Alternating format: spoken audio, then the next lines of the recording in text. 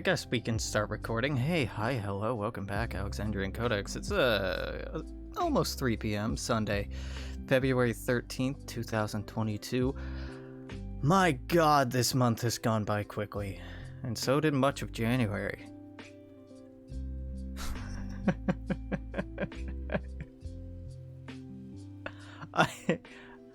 I read that in the Oblivion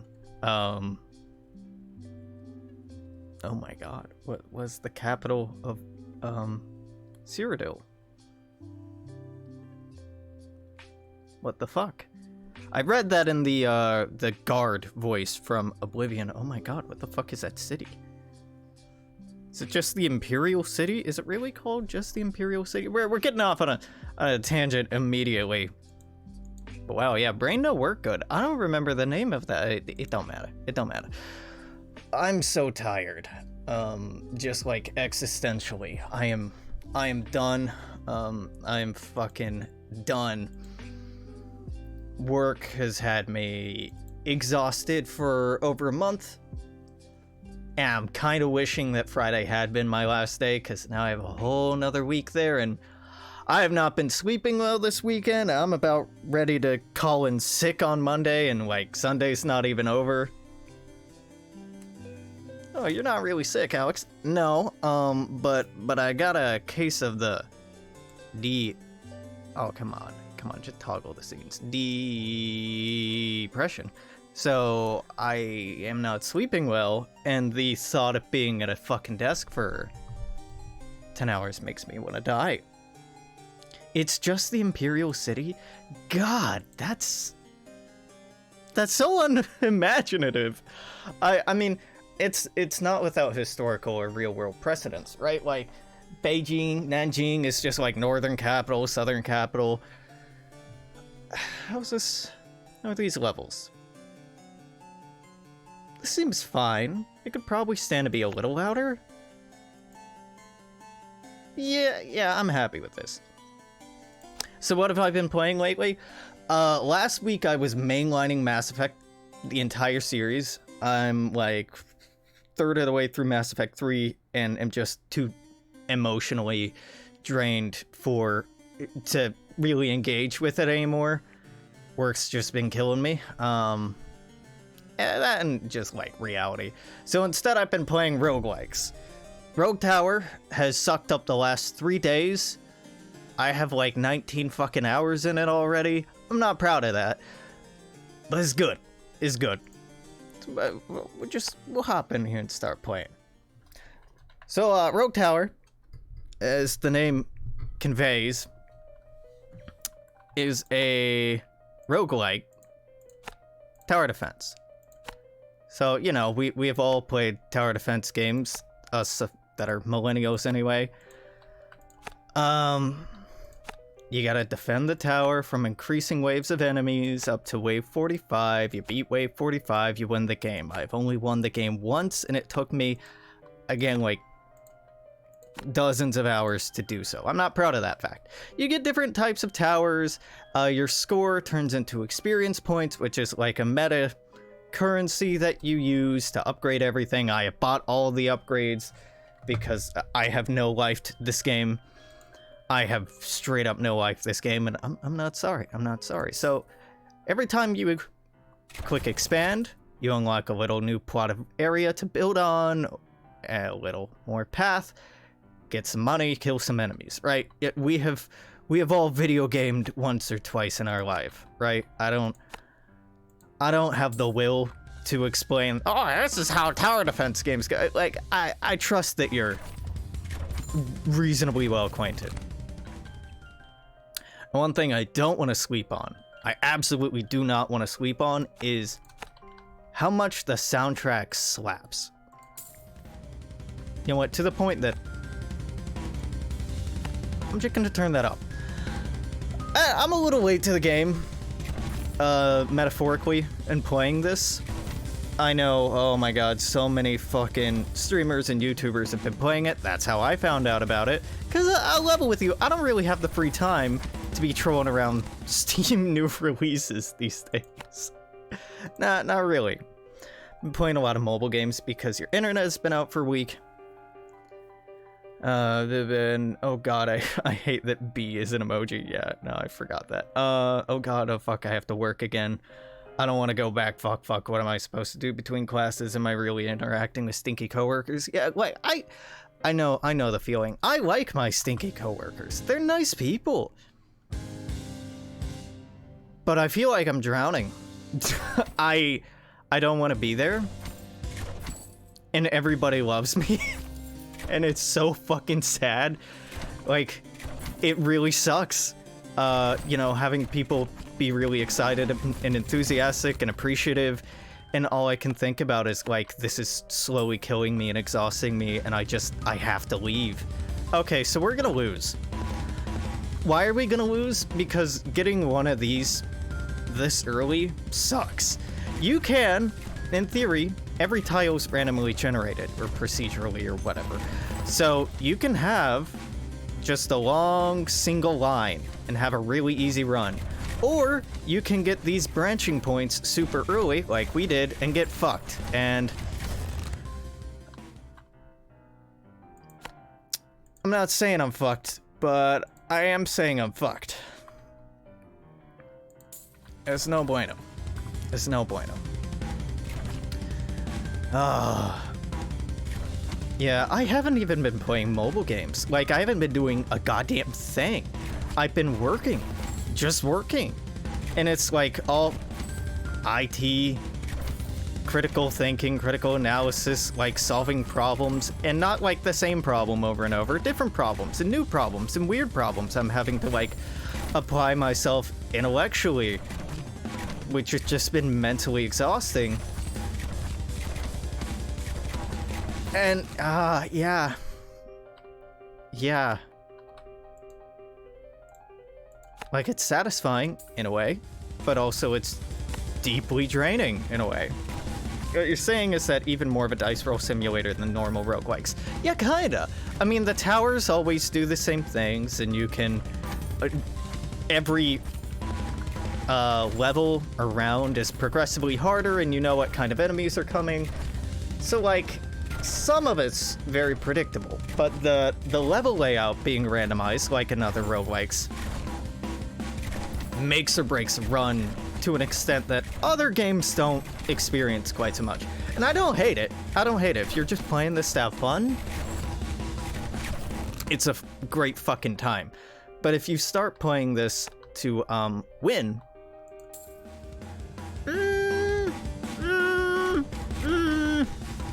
maybe less of a good time, is what I'm saying. God, yeah, we're fucked. This is just too... It's too close to the tower. We're gonna take 30-40 minutes to get fucked. Probably. Actually, my build right now really sucks. I should have other towers besides just Ballista right now, but I'm just... I'm doubling down and being stupid about... Yeah, we're gonna take some damage. It's fine. I have 20 fucking HP. Right now, I'm just investing on, oh, more money, oh, more money, oh, more money, which is fair, but also, like, not.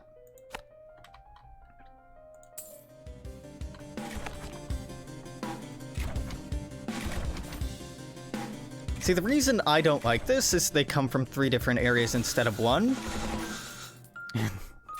While there are cool towers like this, the crowd control management starts being a real task after a while.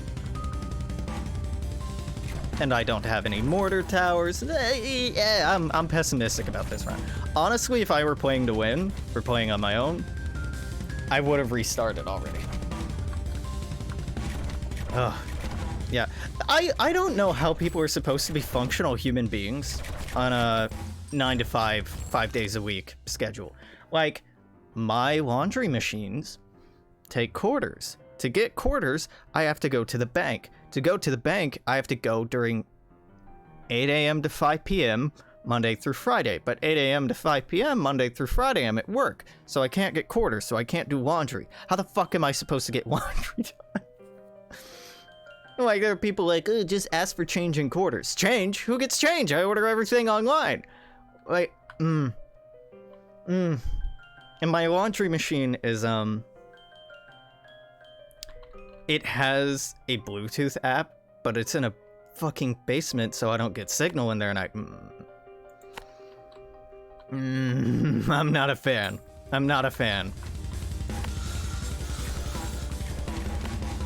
Capitalism fucking sucks. Pretending Vicky 3 doesn't exist until it comes out, but last month it's been great in terms of seeing fanboys finally fall into despair. I'm on the subreddit, so as much as I'm pretending it doesn't exist, I read 1 out of like 5 dev diaries. And yeah, lately people have just been like, I don't know. Dude, the game's not even out yet. It's not done yet. Just like quit getting hype about it. Shut the fuck up about it and just let them work on it, cuz you're not you're not getting anywhere with it, I guess. Yeah, honestly, it can be banditry. I shouldn't be getting it, but I'm getting it. Is there, like, some way in particular that they've been down bad? Like, sometimes last month, it seems like the entire Vicky 2 multiplayer community realized, oh god, they're butchering my baby like a seal cup all at the same time. Really funny seeing so many Vicky 3 Doomer M appear on the YouTube page simultaneously. I don't know. We'll see how it goes, right? You want to talk about bad Paradox releases, though. Have you played Royal Court? Have you watched somebody play Royal Court? Why did they think Royal Court would be a fun time? It sucks. It sucks like so much. Not to be toxic, but like game bad. Game very bad. I didn't buy Royal Court, for the record. I guess I pre-ordered Crusader Kings 3, so I got Royal Court for free. But when I say it's bad, like, the entire selling point is there's this court. You're able to hold court.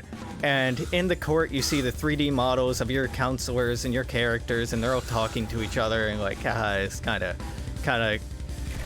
Honestly, it's got a Mountain Blade kind of vibe to it. Like, it's about that complicated. It's a complete waste of development time and resources.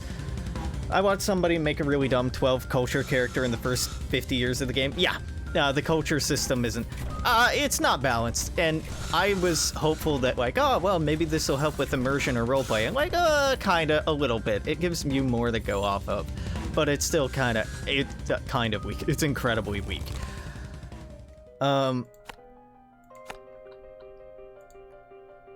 I'm an idiot. That was supposed to go there. That's fine. But what's really weirded me out about it is they introduced in the latest patch, facial features to make Asian people look more Asian. But it seems they fucked up the random character generation because, like, the NPCs and, like, randomly generated characters are monsters. They look horrifying. They're like somebody hit random on a Dark Souls character creation. It's like, it's Oblivion character creation levels of surreal and horrifying. It's like really bad. The event spam for Too Little Game, disable it unless you're a fucking historical RP campaign coomer and are falling asleep. Yeah, I like it for the RP. I do, but Jesus, it's a lot of text. It is mucho texto. It is very mucho texto. Even for me.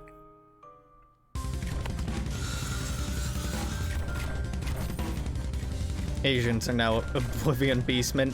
Well, see, no, even like normal Oblivion NPCs aren't as bad as the monstrosities that they've created. Like, my first game was testing out the mechanics by playing in Nubia, in Makuria, in the 869 start, because I'm like, this is small enough. I can get a feel for it. Like, it's been a while. I want to check out some new mechanics. And also, like, their culture. I like some stuff that they have going on. This is interesting. Half of their faces were, like, caved in. And I'm not exaggerating in that description. Like, shit's broke. Shit's very broken. It ain't right. Them boys ain't right.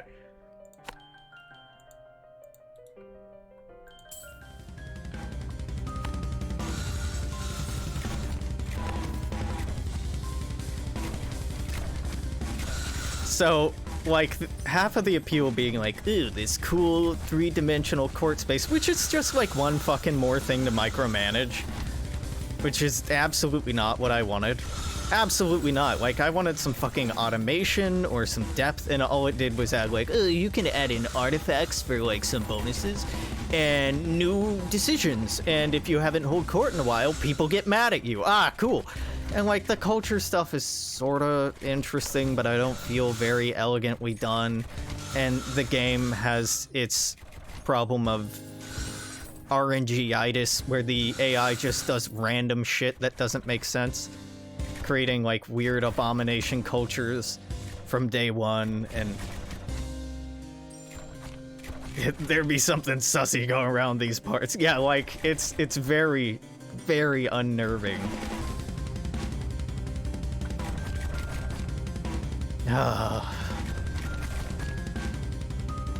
And I have no one to blame but myself. But I sat down Friday night, and I'm like, ah, hell yeah. This has been out a little while. I've been hearing a little bit about it. I'm kind of excited to check it out. You know, I'm feeling hopeful. How could they have fucked this up? Well, I got an answer.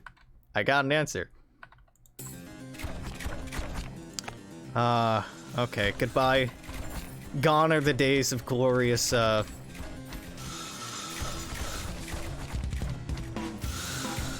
house building. So I've been putting ballista towers around these houses because you don't care. But every tower you have around a house gives you income every round based on what number the round is. And ballista towers are the cheapest, so that's why I've been prioritizing that.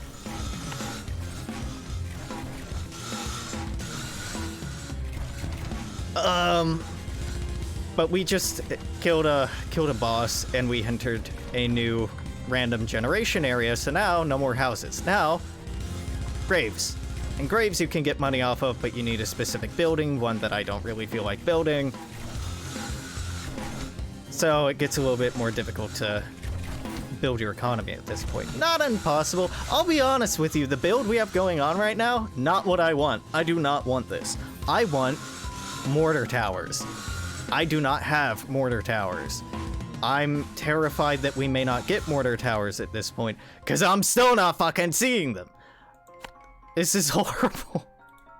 Shredders, these, like, saw blade towers, they're fine. They're fine. They're fine. Are they good? Oh my god. This is fucked. This is absolutely fucked. They're fine, but I do not want to build with them in my backbone. They're too expensive, and they do some sort of, like, area damage, obviously hitting everything behind their first target, which is why I have them targeting whoever has progressed the furthest, so we're affecting as many targets as possible. But they don't do, like, splash damage. Combining these with mortars, which are like artillery and they do splash damage, is really good. This run seems doomed for a few reasons. The layout is horrible. You know, when I open up with that one, the layout is just god-awful. And my card draws have been pretty bad. Game good. Don't get me wrong, game good. Me like game. Game good, play game. But we having a spell of bad luck here. Yeah, I don't know. I'm not excited about Victoria 3. Like, I'm kind of interested. I'm hopeful, but I don't want it to come out this year. I want it to come out in 2023. Honestly, I want them to take their fucking time with it. and give it to me when it's done. It doesn't feel done yet, so don't give it to me. I don't want it. It's like somebody pulling, you know, like a literal pie out of the oven before it's done. Like, dog, the crust is all doughy. It's got a soggy bottom. I don't want this. This isn't what I signed up for. I don't want no soggy bottom. Alex and getting into abusive relationships with video game. Name a more iconic duo. I guess. I've been really enjoying Mass Effect, which is a shame that I'm just, like, too burnt out to get immersed into it. Because, like, the world building they do is really good, and the writing and the way that they... In the first two games, I think in the first game especially, they introduce you to this huge world, and it's expansive, and has depth and complexity, and, you know, it answers questions, but it keeps adding more questions. So it keeps pulling you back in and pulling you back in. It's so fucking good. The third one, they stop exploring other cultures and races a little bit too much for my taste. Like, they kind of forget that the Elcor even exist. They don't talk a lot about the Hanar or the Volus. Like, they're there, sorta. And, like, there's the new bird species that, like, is like, oh shit, everything's fucked. I ain't even supposed to be here, kind of thing. It's just like, all right, it's fine.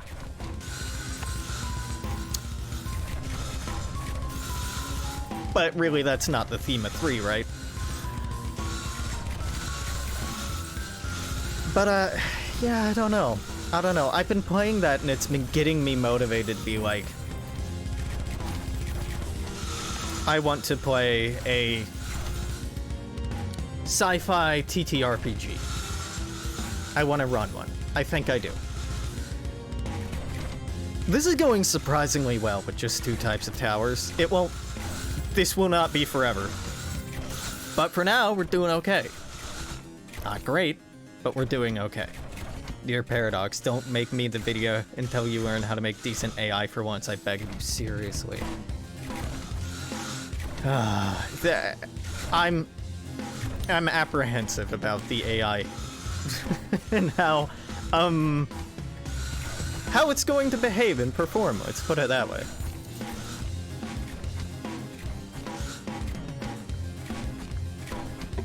Because, like, it's a rough track record, right?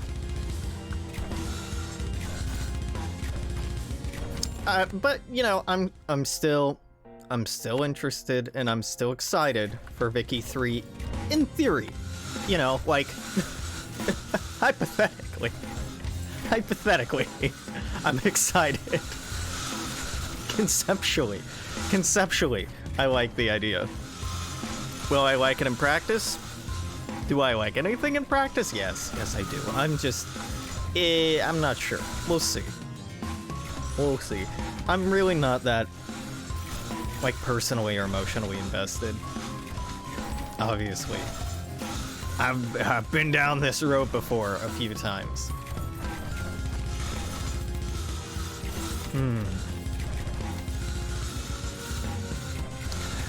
Yeah, and, like, there's some other games coming out that I'm just like Total War Warhammer 3 is coming out.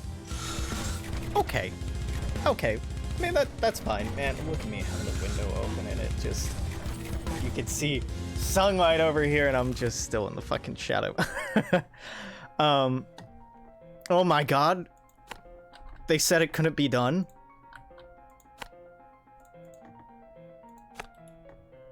It tower time? It tower time for me?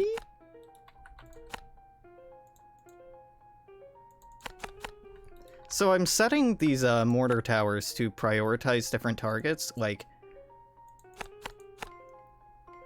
each of them is specializing in a different kind of target. Why? Because I want these to just be doing saturation damage. I'm firing for effect. I'm not firing at a specific target. If that makes sense. Am I using that terminology right? I don't care. I want them all shooting at different things so that everything gets hit.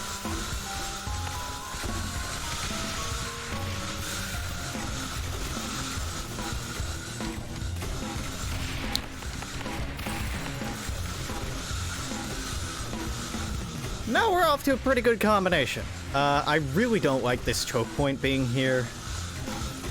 I'm still pretty pessimistic about how this goes in the long run, but for the time being, it's nice to finally fucking have the one type of tower I've been quietly begging for this entire time. Has it been quiet? I don't know.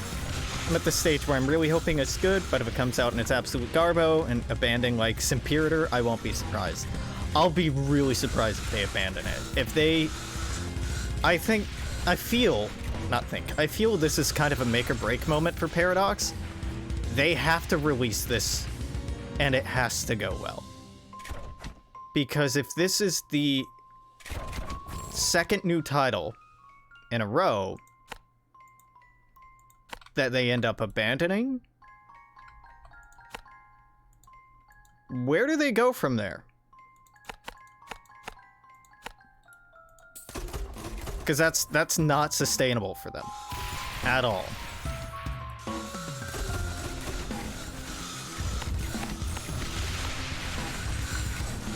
Just as a business model, you're gonna lose that good faith, and they have been losing that good faith in the community and in them as developers for quite some time. So if they don't, you know, win back the community, so to speak, with Imperator, I don't see the company doing very well moving forward. Like their DLCs have been getting rated worse and worse. Concurrent viewer or player count has been dropping. Like, it's just finally appealing to the neo-Nazi Coomer audience. Yeah, that's true. That's where the money is. If you're not able to make game good, that's kind of what you're left with, right? Because they'll throw good money after bad. Bad money after good, whatever the expression is. They'll throw money at it. With no consideration. That's a very fair point. Okay, this is... expand here one more time. Great.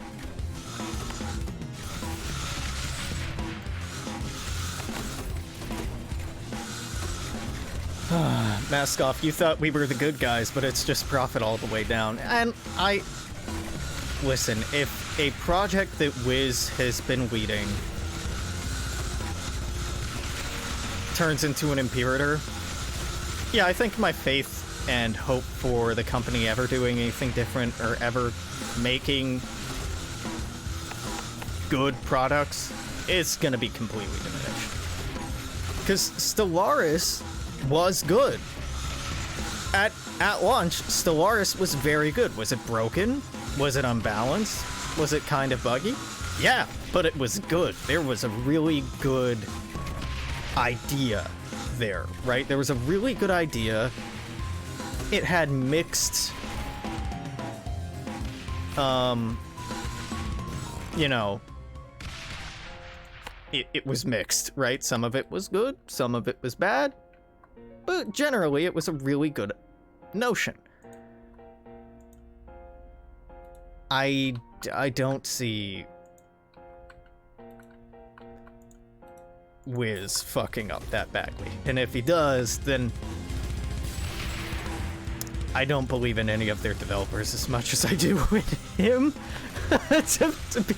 to be frank, I like and respect him the most. So if he lets me down, Joker moment. Not like, haha, Joker, but like, haha, okay, I'm done with this. Realistically, I think Vicky 2 will go the CK3 path.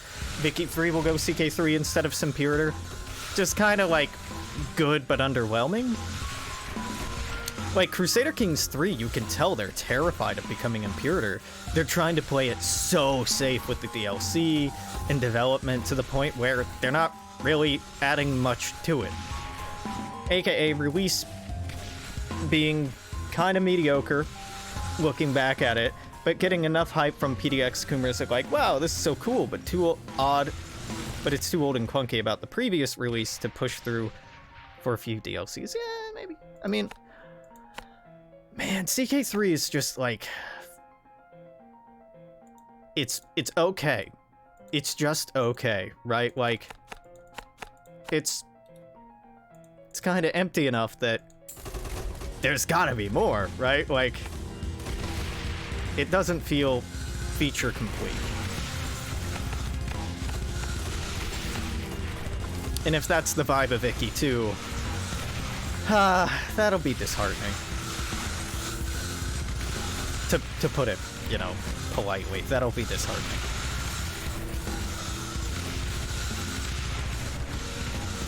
I'll level with you. We're doing much better than I thought we'd be doing at this point.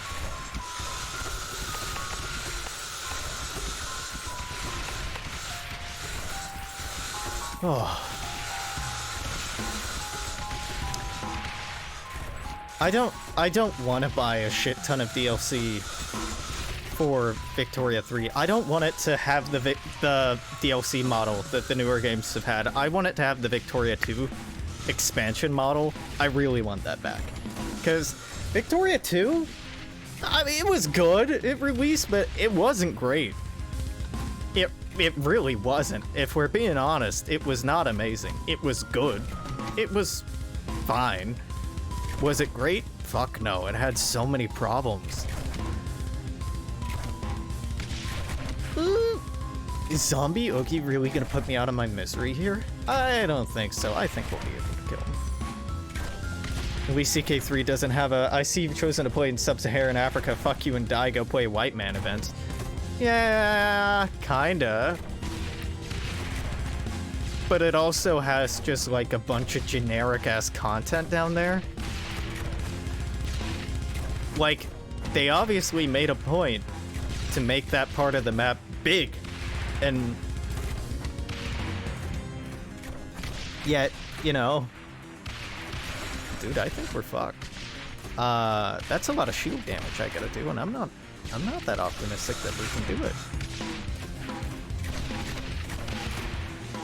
This is a stupid way to go if that's how this happens, but we'll see. Like, there's a couple of cool leaders down in Sub-Saharan Africa, but like all the reform mechanics, religious reform mechanics are all like very Eurocentric, and it feels like India. It feels a lot like India in the like, this was a DLC area. This is something added on after the fact. Like, they just did this to try to make the game feel bigger, and I sort of wish that they didn't. Like, inclusion, I'm all for. Inclusion, I very much like. Inclusion where you don't feature the people, places, etc. that you're including faithfully or realistically, I'm not there for it. Not actually there for it. I don't know. No, I mean, I do know. I obviously know. I have a pretty well-formulated opinion for saying, I don't know. I don't like that India's part of Crusader Kings. I don't like that. Really, I think they should go back to the Crusader Kings original game where you can only play Catholic nations. And really narrow in that scope to playing a Catholic ruler during 1066 to, 1400, or whenever you want your end date to be. Not the early start date, 1066. Throwing a lot of historical events, throwing a lot of immersion and interaction with the Pope, and like the real kinds of political, social, religious intrigue. That way you can have places like the Levant exist solely for the purposes of going on pilgrimages or crusades. Just make it unplayable. I'll take being able to play Big Titty Somali Girlfriend without wanting to immediately jump off a bridge from Scandinavian Company. I guess. Yeah, that's... There's validity to that statement. I'd rather they do it well. If you're gonna include a region, whether it be Northern Italy or Sub-Saharan Africa, or, you know, same thing, Northern Italy, Sub-Saharan Africa, what's the difference? I'm joking, obviously.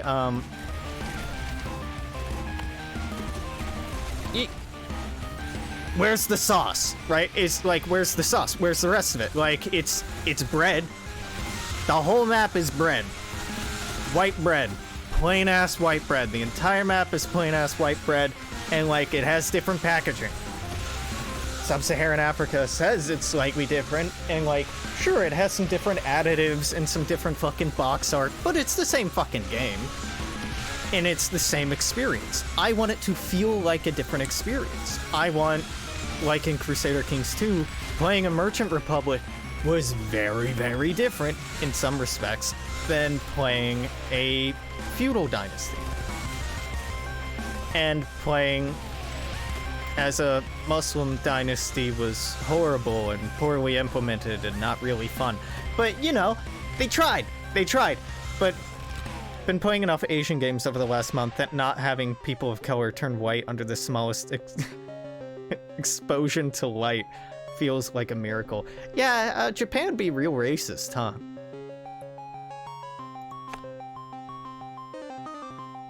Yep. It do be like that. People don't think Japan be like that, but it most certainly do. I mean, I say people don't think Japan be like that. Anybody who's studying any amount of Japanese history knows Japan be like that, and it do.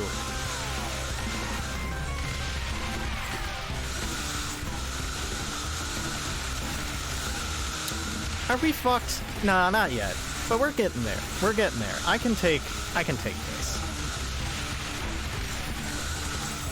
But we're getting to uncomfortable territory here.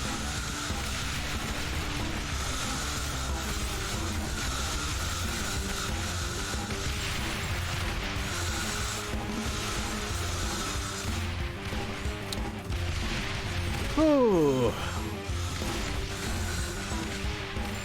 I really need some range on the mortars. I really need another range upgrade. Fuck. Armor is more important than health right now. Weebs. No, Japan isn't racist or sexist. Right, man. We looking at the same country here? Cause I'm seeing a whole lot of red flags.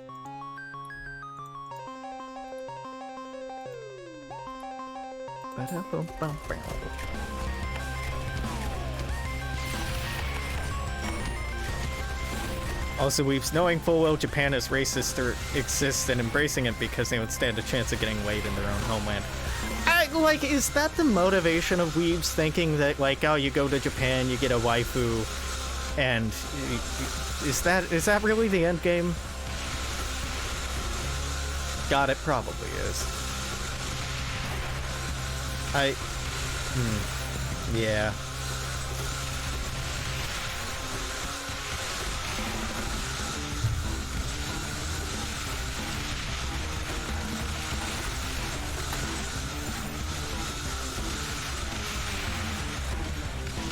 You know how I feel about Japanese culture? You know how I feel? Not about Japanese culture. You know how I feel about anime?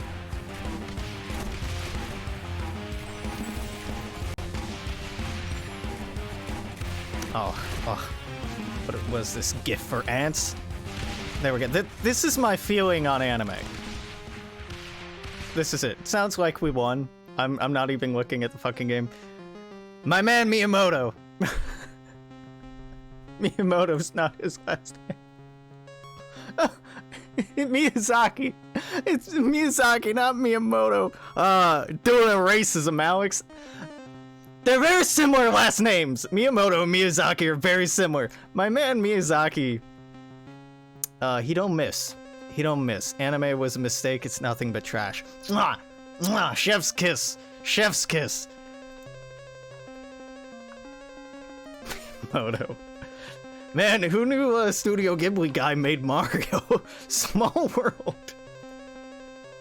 Fuck. You know, if people enjoy their anime, more power to them, but I don't get weebs. I don't get being weeaboo. I don't get it at all.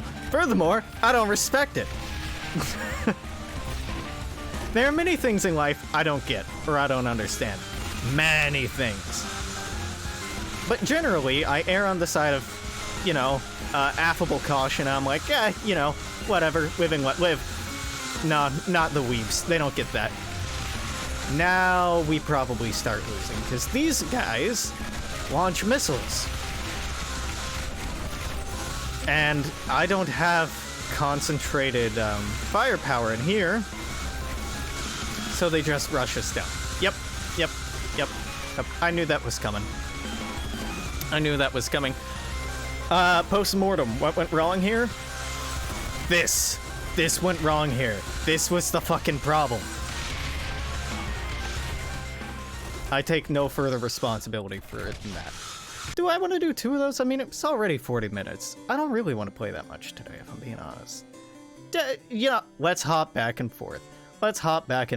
So we've done a run in Rogue Tower. Nah, let's do another Rogue Tower. This is such a nice, half play the game, half just bullshit game. I think we go an hour and a half, 2 hours, and then call it. So you don't always have all these fucking houses guaranteed. When you first start the game, you don't have any of these houses. The game gets easier to win the more you play it. And at this point, it's as easy as it's ever going to get. And it's still I don't know, 1 in 10, I think is gonna be my win rate moving forward. Some people spend their lives only interested in themselves. Almost all Japanese animation is produced with hardly any basis taken from observing real people. It's produced by humans who can't stand looking at other humans. That's why the industry is so full of otaku. Yep. Yep.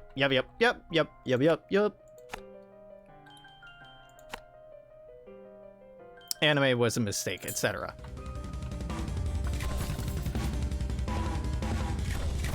Miyazaki's a very... unsurprisingly, very intelligent dude. And also, deeply bitter to this cold hell of a world, which, same. Who isn't, man? Who isn't? Just give me, for the love of God, give me mortar towers. Give me mortar towers. It ain't asking for much. I just want them early on. I don't like this. This straight shot here is not great. They go more quickly when they're not going around turns, and we're not hitting them early, and I don't think we're gonna take any damage. But it's closer than I'd want, than I'd like.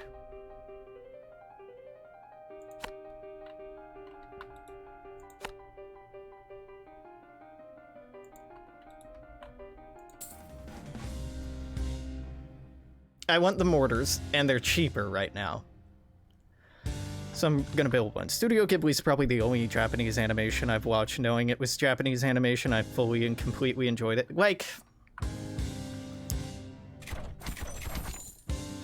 Because it's interested in... Studio Ghibli's interested in telling stories about people. Real, believable people. And there's a lot of wonder and whimsy, absolutely, to it, but it doesn't come at the cost of, I don't like how exaggerated anime is. I really don't like how exaggerated anime is, both in its representation of what bodies look like, what personalities look like, the interactions between people. I don't like the exaggeration. I find it really characterizing to a point that's unhealthy, especially for young people who will see it and mirror the behaviors and personalities and yada yada yada, it's so fake. It's fake and it's exaggerated, and people who, you know, are self-aware enough to go like, oh yeah, you know, it's fucking weird. It's just for laughs. It's just a silly little thing. It's fine. But then you get like the Netflix adaptation of, oh my god, not Outlaw Star, come on, Cowboy Bebop, and you get these kind of realized, exaggerated expressions and exaggeration behavior. I really put it down here. I'm a fucking idiot. Okay, well, I'm leaving it for this round, but this has got to go. I'm a fucking idiot. Like, it's weird and uncanny when actual people take on those affectations and behaviors.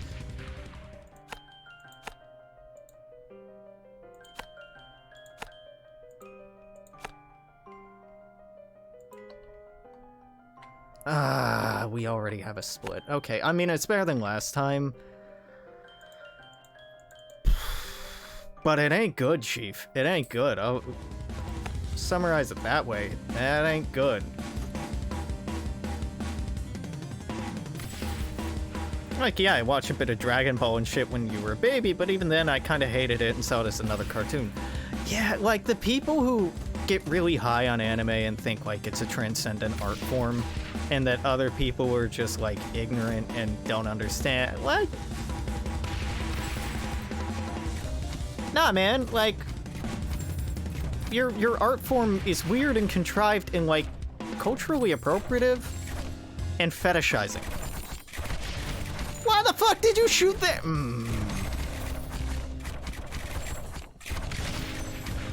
Okay, we pulled that back, but barely.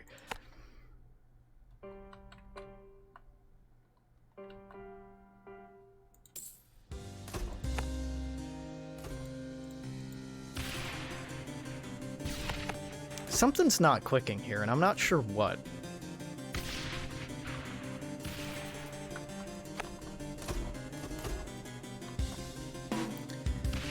Like, I enjoy a lot of anime. I do. No, I don't. No, that's a lie. That's a lie. That's a massive exaggeration. There's so much bad anime. Like, when people talk about, like, oh, have you seen, oh, this anime or that anime or this really good or that's really good? They're mostly wrong. They're mostly wrong, right? Like, there's some good anime. There's some, like, transcendently good anime that's just good art and good filmmaking and good storytelling. Like, really, really, really fucking good. But there's a lot more. It's just hot garbage.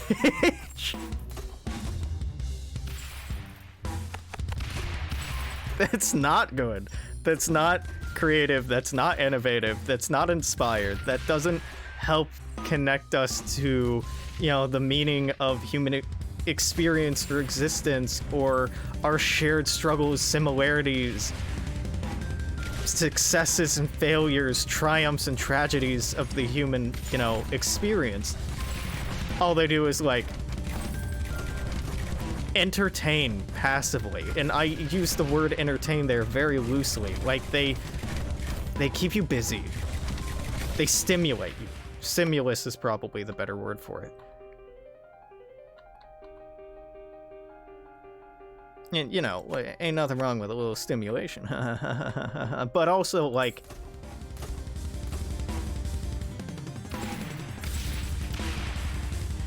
something kind of wrong with it. Something kind of wrong with it when it's cold and empty and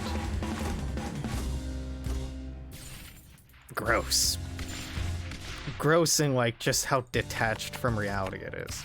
I don't know.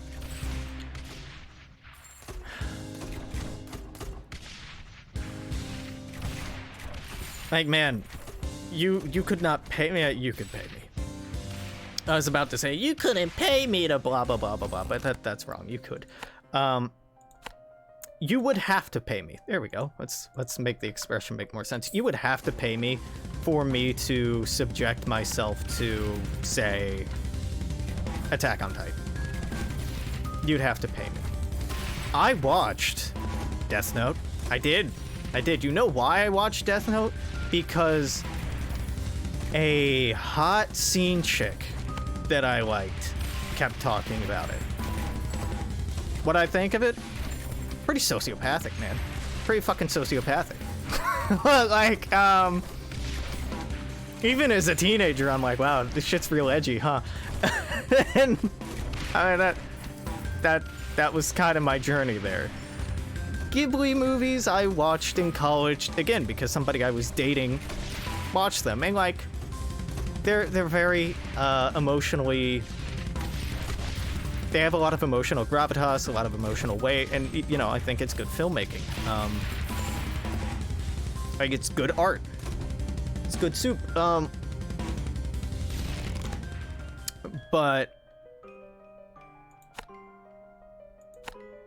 would I watch it on my own? Nah, probably not.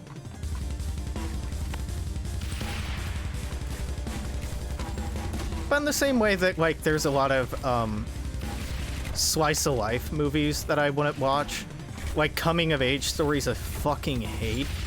Wes Anderson films, particularly, I like loathe. I fucking loathe. And I dated someone who loved Wes Anderson films, and they're too fucking cutesy, and like have this bookish indie manufactured aesthetic that makes my skin crawl. See, I can hate other things the way I hate anime. It's not unique. It's not special. But it is pronounced.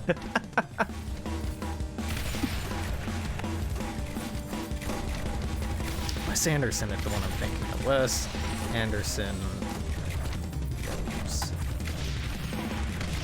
Oh yeah, no. Life Aquatic is like, I don't know. Life Aquatic stuck out to me because it's depressing, and I like that. But like, no, he's not even the one I'm thinking of. It's in the style Wes Anderson.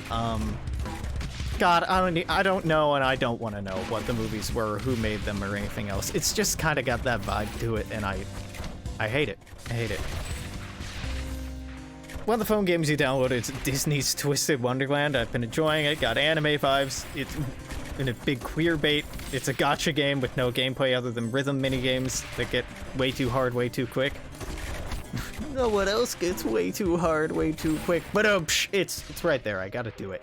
You did not actually have to do it, Alex. You did not have to give it to them. You could have just let sleeping dogs lie and not made the unnecessary sex joke.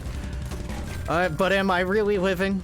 Am I really living if I don't? Yes, you know, and quite happily at that. You don't have... This ain't you! This doesn't have to be you! It was always me. Okay.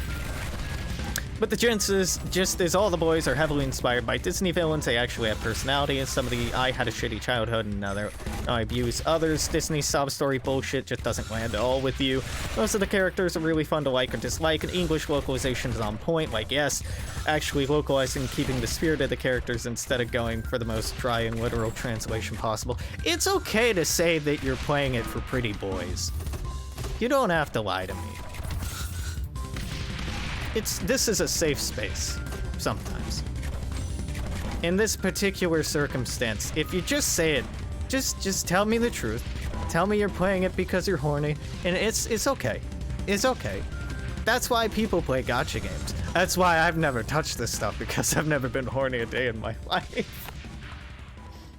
Yep. And I wouldn't go and tell lies. I wouldn't go and lie about something like that. They're not even that pretty, though. Then why? No, I get it. It sounds... I'm glad you're having fun with it. The thought of playing... Oh god, what was the last tower? I don't even fucking remember. Was it you? It wasn't you, it was like you. I think most armor, least health. Okay, so this is least shield. Or at least health? Yeah, at least shield. It's hard to find fun shit these days. Like, I'm playing this superficial bullshit. Well, not even superficial. This, like, inch deep, mile wide shit.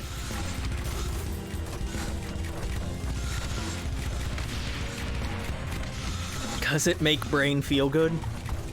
This is overstimulating. Honestly, this is overstimulating. Especially with the music, especially if I'm just playing this, not talking, and just hyperfixating. Dude, this will take me to another fucking plane of existence. And that's not good. That's not good. I know it's not good, and I fear it. I love it and I fear it.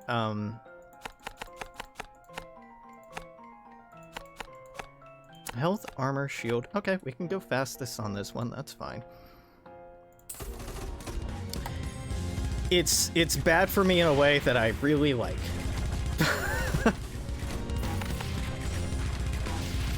20-year-old student inspired by Scar. They made him the whitest person of color and didn't even give him big titties. The lost potential. Oh, God. Okay, so one thing I really hated about my job is straight people. Straight people. I got he-himmed so quickly. It's fine. You know, I present in a very masculine way. I get why people would jump to that conclusion. I don't get why they wouldn't ask. At no point in my hiring or onboarding process, or when being introduced to people, I was asked my pronouns by one person, and they work in behavioral health. So they're like the queerest fucking person or people there. And I really like them. Them, I really like. I really like most of the people there. But just like that, you know, starts a relationship off on a really uncomfortable place. Just like, haha, he, him, right? And I'm like, like, honestly, they, them, and if I had more money than God, then, like, it. Probably I would just prefer to transcend this meat puppet form into unfeeling fucking steel and, you know, call it a day.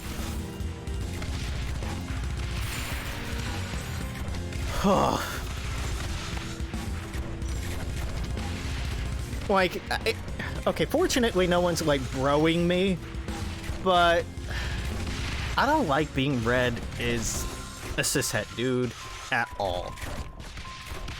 At all. I don't like it. It's so queer they leak gay juice on other people's keyboard. Well, only if you have them bent over the desk. Do we want more bleed damage? I guess. Sure.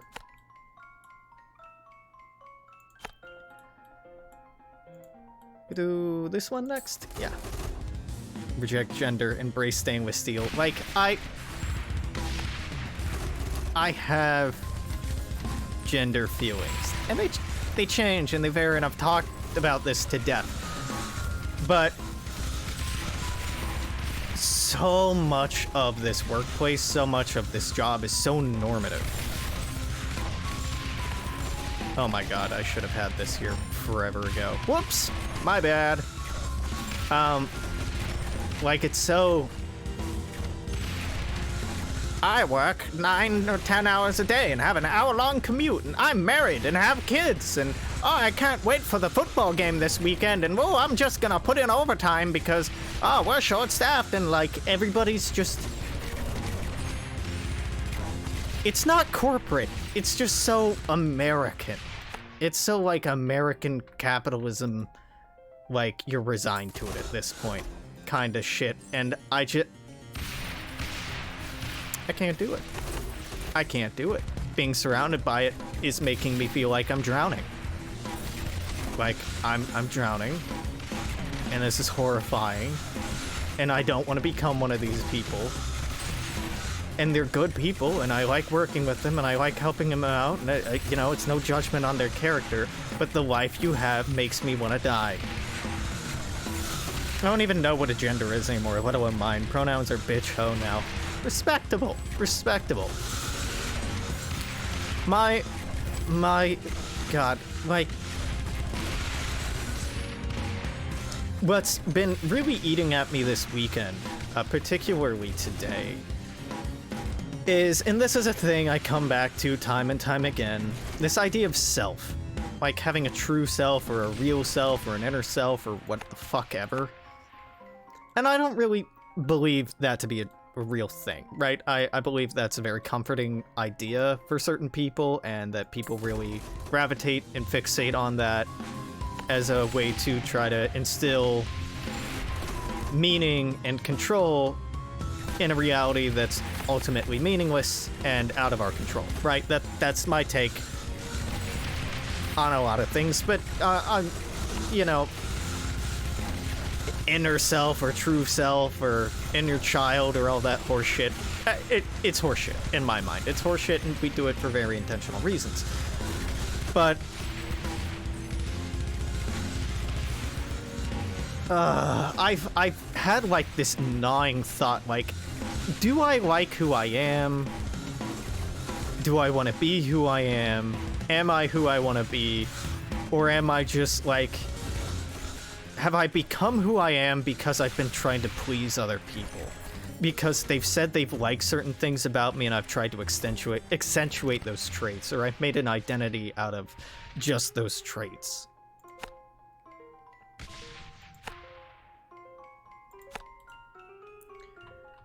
And I don't think that's a yes or no question. I don't think that's something that I can just be like, oh no, of course not. I want to be honest, I think. I feel like it's a complicated nuance, like, kinda, yeah. That we become who we are and what we are because of the people we're around, because of the behaviors that we see, because of what's possibly and negatively reinforced in us. At this point, I'm good enough with people not trying to erase bisexuality in every turn. Yeah. I just...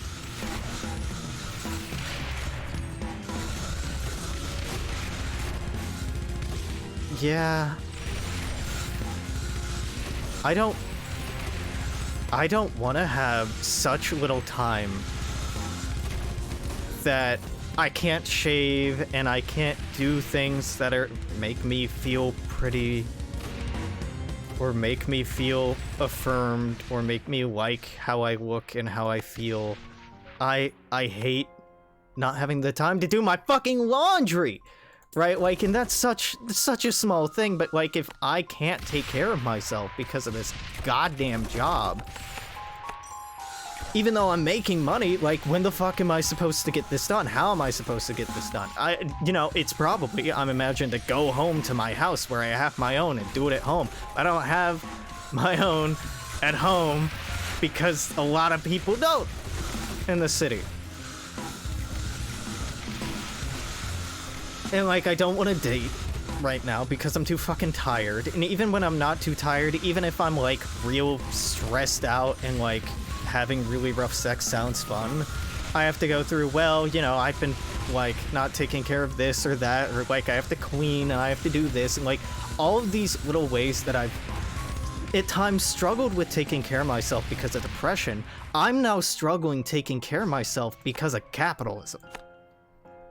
It's not depression that's eating my time and eating my energy now, it's work.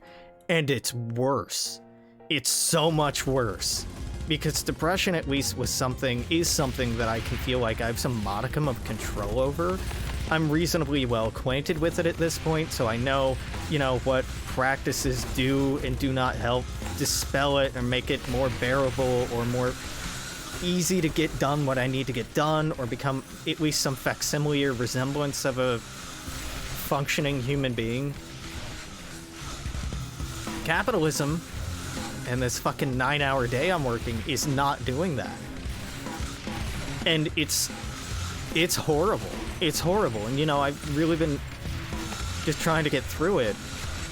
and not taking the space I need to feel what I've been feeling, which is really fucking unhappy. Which is like clawing my eyes out of despair, screaming into the void in desperation and like horror.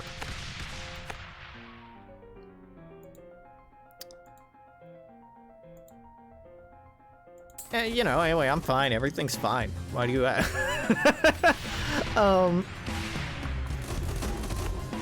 I'm okay. I'm okay, and, you know, I'm taking steps to mitigate this. I'm leaving the job, right?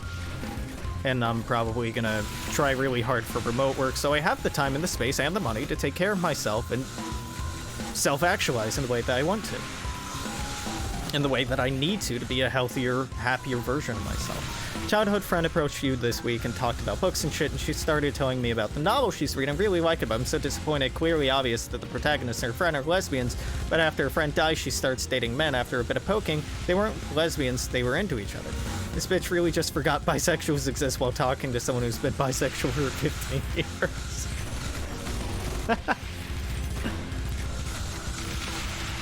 Ah, the old bisexual erasure. Ah, no, I don't want this. Demolish that. I mean, I guess I'll put it like here, but I don't actually want it. I want this.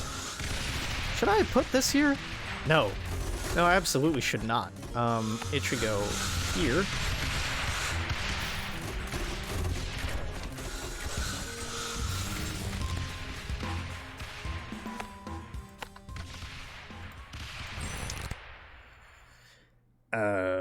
Wow, okay, these all suck. All towers gain crit chance equal to their level, but lose 1 base damage. Terrible. Fortification, I get, but that's horrible. Yeah, sure.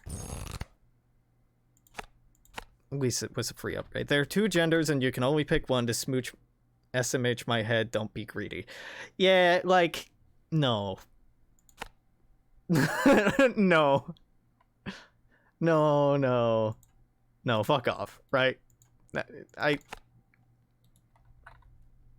got asked the other day at work, like, Alex, are you married? I'm like, I laughed.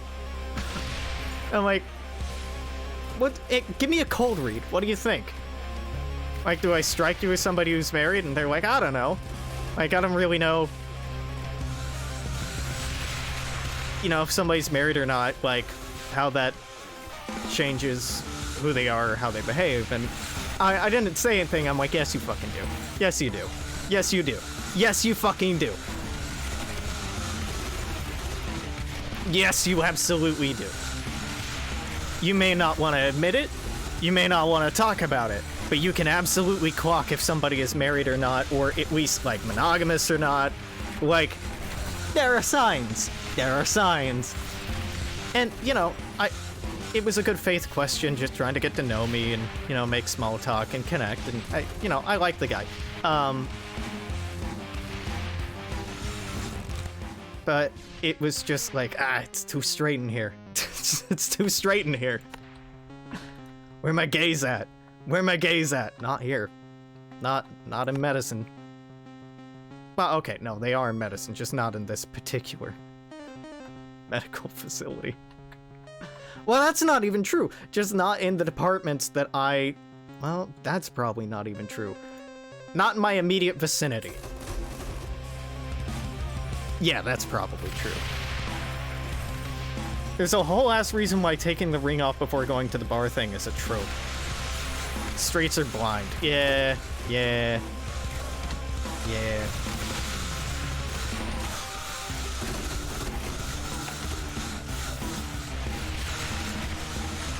I'm very tired of life right now. Okay, I'll tell the truth. I'm kind of affected by the holiday coming up. I'm feeling emotionally impacted by Valentine's Day, which is weird as fuck for me. Because normally, I don't feel anything about it. I don't care about Valentine's Day. I don't like it. This year, however, I'm sad about it. I'm sad. Not in being alone. That's not what's bugging me. Because, like, it's feeling like I don't connect with people. Or I'm not connecting with people. There we go. That's a good correction. I'm not connecting with people enough right now. Not in the way that I want to or feel that I need to. And it's really eating at me. There are people I really like, but I just don't have the time or the money or the energy to spend with them. Or they're far away, or, you know, whatever else. And that's killing me. That's actually exhausting me so much.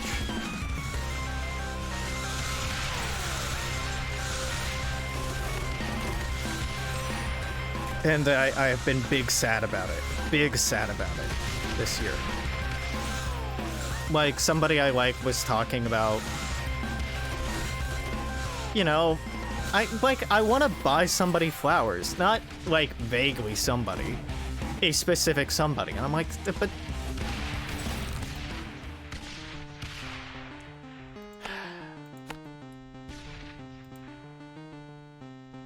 But I'm being me, and I'm second-guessing myself and my motivations. Like, do I like them, or do I just want to like somebody? And that's a very good question. That's a very important question.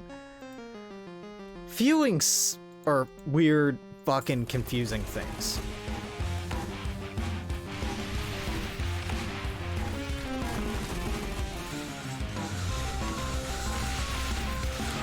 Because, you know, I really like some people I've been seeing. I'm not in love with any of them, and I don't think I could be in love with any of them. But there are people I'm not dating that I feel like I could fall head over heels for. I feel mighty conflicted about it. Streets deadass need a whole ass piece of jewelry to take somebody's ass, to read that somebody's ass is taken. But, I mean, but also just like the notion of being taken, right? Like, I get it, but also like I don't really get it. Like, if somebody loves me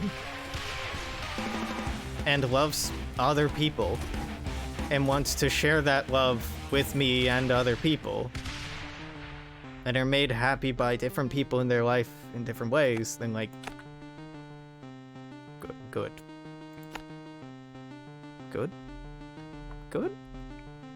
Right? Like, good.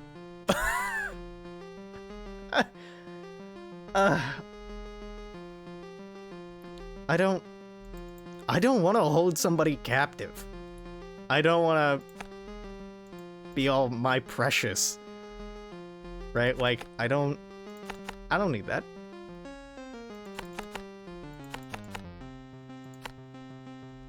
I don't need that at all.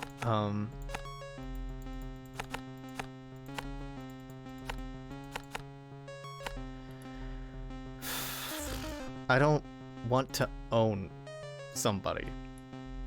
And I don't... okay, I was about to say I don't want to be owned by somebody, but, you know, depending on the day, sometimes.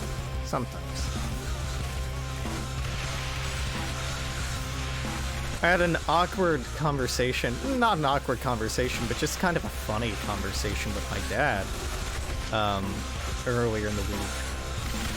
Last week, I think. Last weekend, maybe? God, I don't know. It's a fucking blur. About him dating and talking about, like, dating apps and online dating. And, you know, he's being real fucking bashful about it, and I'm like, alright, man, like, this is your hang-up, not mine. I don't have the emotional space to, like, play this game. Like, if you're uncomfortable talking about it, we just won't talk about it. if you're comfortable talking about it, let's fucking talk about it. But like, pick a lane.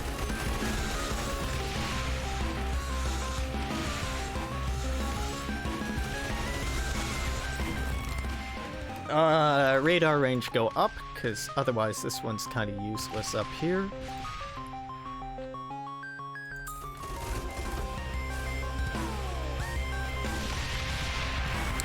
I don't know, there was more to that, and then I just kind of spaced and I forgot. I've tried poly before, it just leads you to spiral and depression and insecurity. Yeah, and I can understand why. I can totally understand why. Like, it's fucking exhausting. It's fucking exhausting. And if you're coming from a place of insecurity, like you have existing insecurities, which of course you do because you're a human being and we all do, and you're having a difficult time dealing with those, or you know, being more self-assured or whatever the fuck else, then poly ain't for everybody, baby. And it's not even for me all the time. Like, poly's for me a lot of the time, but there are times where I just kind of want to feel safe and loved, and I only have the energy for like one person, or I'm just really into one particular person. I get it. No, I let people know I'm unconditionally monogamous, and if that doesn't work for them, I respect it, wish best, but I simply cannot. Yeah. I can be monogamous with certain people.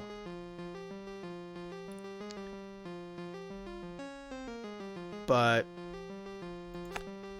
only with certain people. And, you know, conventional wisdom would just be, well, then only date those people. Right?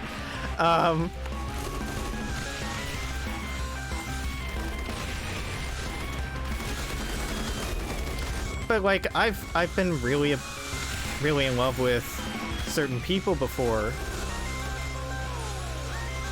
and then been like, oh no, like, I also have feelings for this other person. And, you know, not hard to navigate. Conventional wisdom doesn't know about good foreplay either. That's the goddamn truth.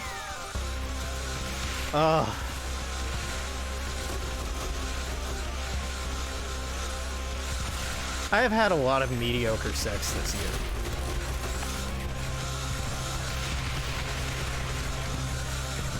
And obviously that's not a flex. That is me saying something out of despair.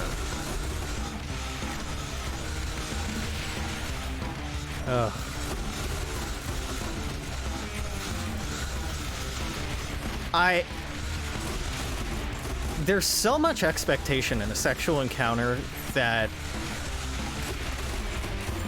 the masculine person will, assuming there is the masculine person there, will take control or be assertive or lead the scene. And some people are so fucking conditioned to just kind of expect that, and when it's not present, they just sort of shut down. And they don't know what to do. And for me, that's a big red flag, right? If you need somebody else to make the scene happen, then I don't really want to be in that scene with you, because you're not really a participant. Oh, sure, you're there, sorta. But are you? I don't feel like you really are.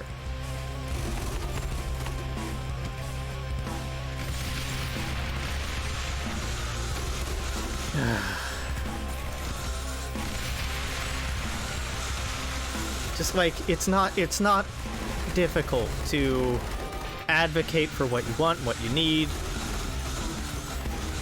and to talk about those things. It's not difficult, and it's not a high bar, and I've been really disappointed by having that bar not met.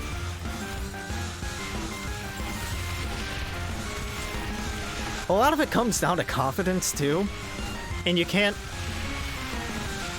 will your way into confidence. You can actually. It's a slow process. It's kind of fake it till you make it. But like, I have had a partner that has not been particularly confident and keeps getting in their head, and I keep having to reassure them, and I'm like, friendo, seems like you need to not be doing this right now. It seems like you're using sex to try and get some affirmation that you need to be getting from some other source. Because this ain't working. This isn't working for you. You might want it to be working for you. It's obviously not working for you. And I'm not trying to be rude about this, but like, it ain't working for you. It's not working for me, and I can care, and I can, help. But like, also, you need to identify this for yourself and start doing something about it. Of course, the thing I've managed to do with proper poly relationship without coming out scarred is being friends with both benefits with both members of an established relationship and having a threesome. That's only because I enjoyed them babying me and giving me the kind of attention I need out of a situation like that. That's fair. I mean, we talk a lot about like monogamy or polyamory as if they're monolithic things, and they're not. No two relationships are the same. There are relationships where I've been with someone and I would have been very okay with seeing other people. There have been relationships where I've been seeing multiple people and have felt incredibly insecure. And that's less of a product of the nature of the relationship or the expectations set up in the relationship, and more of a reflection of my own mental health, I think. I don't know, maybe I'm off base about that, but to me, it's felt like what has been best for me has changed over time and has really been conditional upon so many extraneous factors.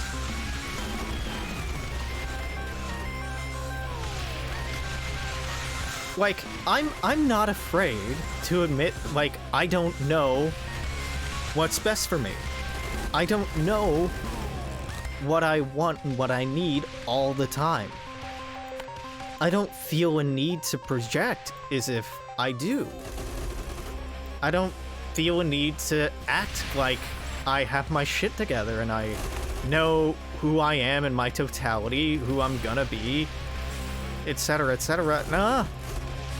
Nah. Like, I'm pretty comfortable being unsure and insecure, and like, I don't know. There's a lot I don't fucking know. I'm really unsure and tired and insecure, and like,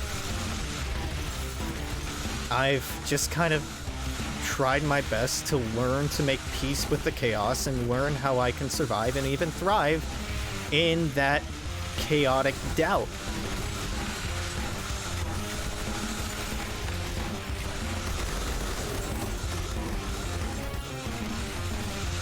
And that's why Dami Mommy be hot. Yeah, no, yeah, that's true. I don't disagree. Don't disagree. I do not disagree. Ugh. God. Yeah, I'm not having a good one. I'm really not having a good one. Like, I get paid roughly like $200 a day at work, so it is kind of...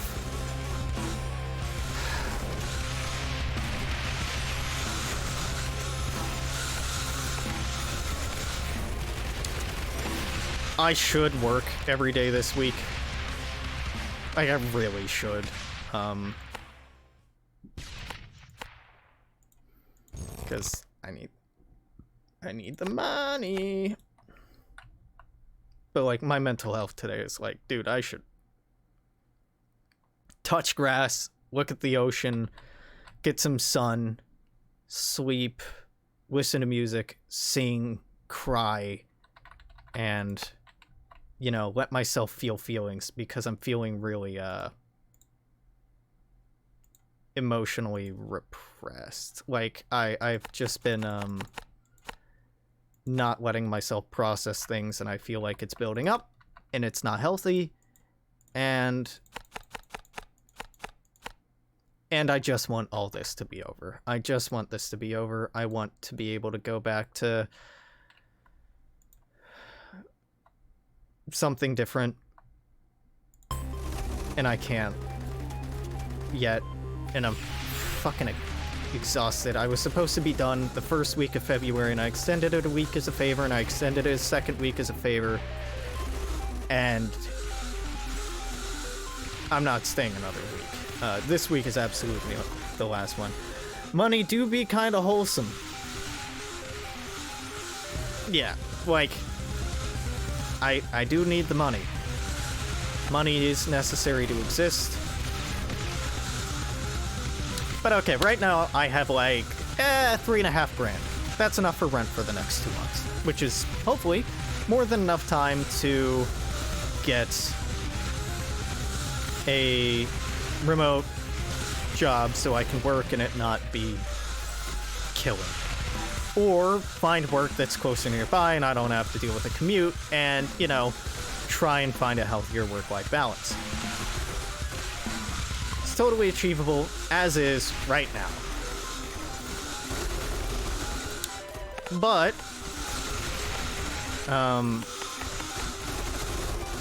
my next paycheck is gonna be 1.8K to 2 grand, somewhere around there, assuming I work every day this week. And that would add on a third month of buffer. Money can be exchanged for food and good head, Sun Tzu. I should be charging for good head, is what I've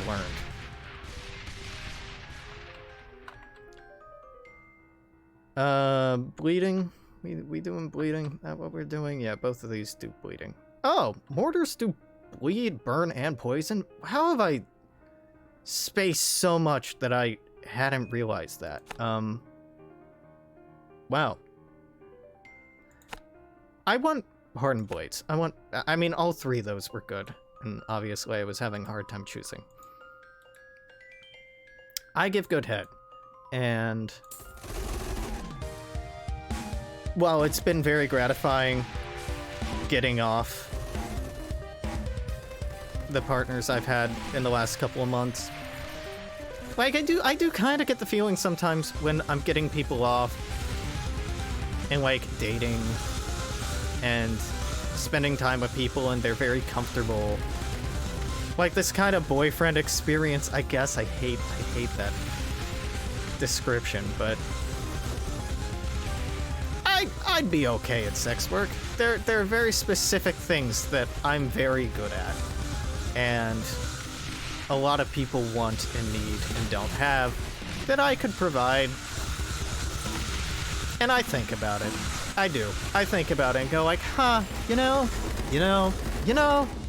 And it doesn't help that in the past I've had partners be like, I feel bad keeping you all to myself, or have you ever thought about doing sex work, or things like that. I'm like, okay. No, but now you put that idea in my brain.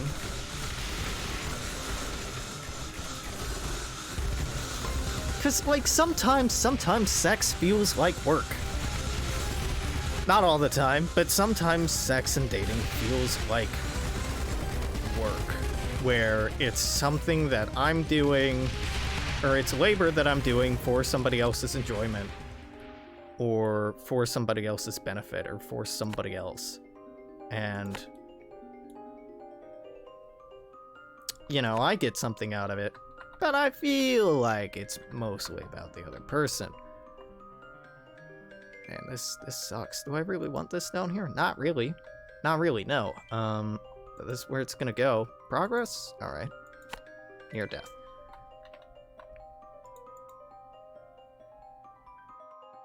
I'm just gonna try and run this all the way back here. Why not? Why not?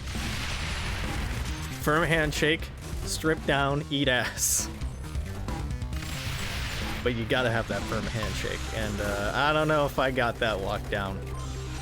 It's my biggest weakness, I think. Lack of a firm grip. On reality, on my mental health, on life. Take your pick.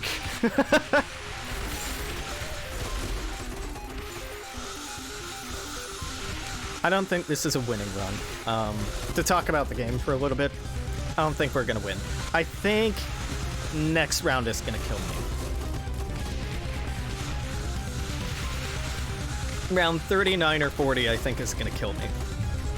Which is kind of strange to say, seeing how well we're doing, but you're noticing, probably, maybe, that these little eyeball dudes are getting pretty far. It's because these beholders, or watchers, when they die, they explode into those dudes who are really fast, and they have a tanky amount of shield, and I'm not doing a lot of good shield damage, so it takes a while to kill them. And we're doing okay. We're doing okay at tackling them right now. But just okay. And I'm having a difficult time enough with just them. Next round, a more irritating version of them gets introduced that have even more health and are even harder to kill and spawn even more eyeballs when they die. And I think we're gonna lose at round 40 or 39 whenever they're introduced. High crit chance, poison enemies take an extra shield damage. Honestly, it's shield that's a problem right now. But this is doing bleed, it isn't doing poison. This is doing poison. If this hits, it's killing it anyway. So I don't know. Do I want the crit chance so maybe they deal more damage? Or do I... let's go with vial consumption. Slow that down, knock that back. Give me another fucking mortar.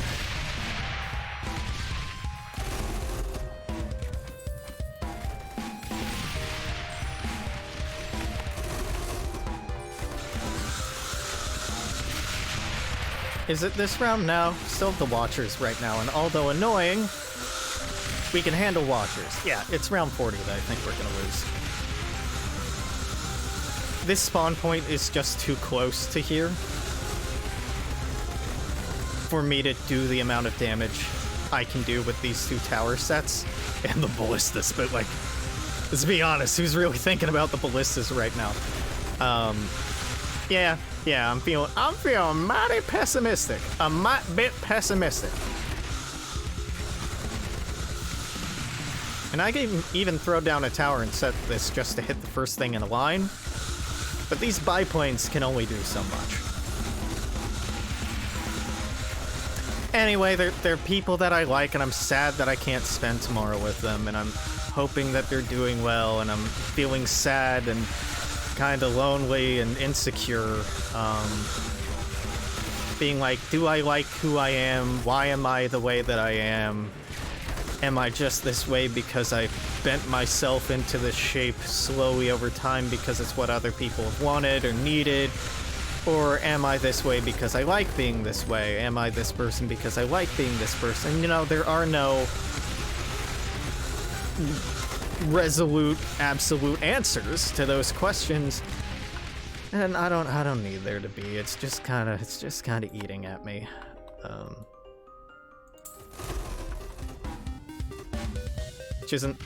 Which is not unusual or unexpected this time of year around the holidays generally. Let's throw down another over here. But I think we lose this round. We've been doing reasonably well so far, but I think this is where it all goes wrong. I throw down Ballista, but I don't think they'll make enough of a difference. Well, I mean, maybe. Fuck it, I'll do it. I'm desperate. I don't want to die. I don't want to die. I don't want this to be the end. Not like this. Not like this.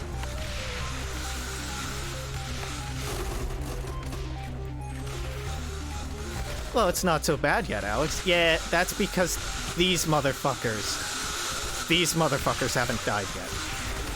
But they're getting closer. They're getting closer. These might make it. These might make it. These... didn't quite make it, but they almost did. You're gonna make it? Nope, not quite.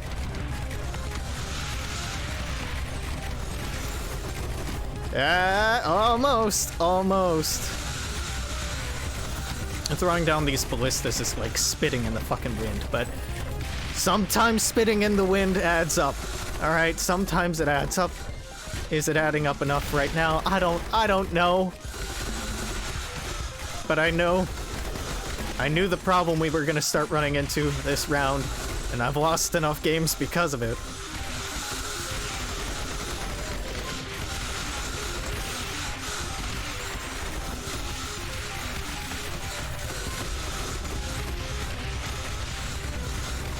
I really all the fuck me, man. It's too much happening. It's too much fucking happening. Yeah, no, you're gonna hit me. I'm not gonna be able to kill these in time. Yep. Bam, bam, bam. Bam, bam, bam. I think we lose here.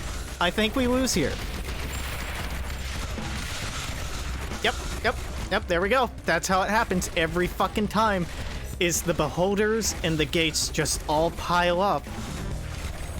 And... Yep, round 40 gets fucked so often. So often. They're so tanky that they take a long time to die, and if the spawn point's too close and I'm not dealing enough damage, rip. But that wasn't that bad. Rogue Tower, good game. It's very entertaining. I think I'm gonna pivot. And I'm gonna do a little Vampire Survivors, just so we can get a slice of life of the coping mechanisms I've been using to try and get through this job that I don't want to be doing, and the emotional exhaustion, existential ennui of life. So we're gonna play Vampire Survivors. Vampire Survivors is a pretty simple game. Yeah, you take a person. We're gonna take Morticio here. Morticio is a bony boy with a halo. Weapon is bone. Every 20 levels gets more bones. Simple. Here's some stats. It don't matter. We can go in a library, in the forest, or in Green Acres. I'm gonna go in the library because it's the easiest one. What do? You walk around, you shoot shit. Oh god, these are all terrible. I guess Magic Wand, but Magic Wand sucks. You walk away from things trying to kill you. You try to line up your shots so that they kill things. You get Gem. Gem gives XP. XP gives level up. Level up gives more ability or better abilities. That's it. That's the game. Vampire Survivors is very straightforward. If you're noticing there's a consistent brain off kind of theme to these roguelikes I've been playing, well, you're not wrong. You're not wrong. It's because I'm appealed to Let's try that a different way. I find games that are intellectually exhausting appealing. I find games that are like emotionally evocative, or like not evocative, invocative, invocative, whatever the expression is, that make you feel things, those I like.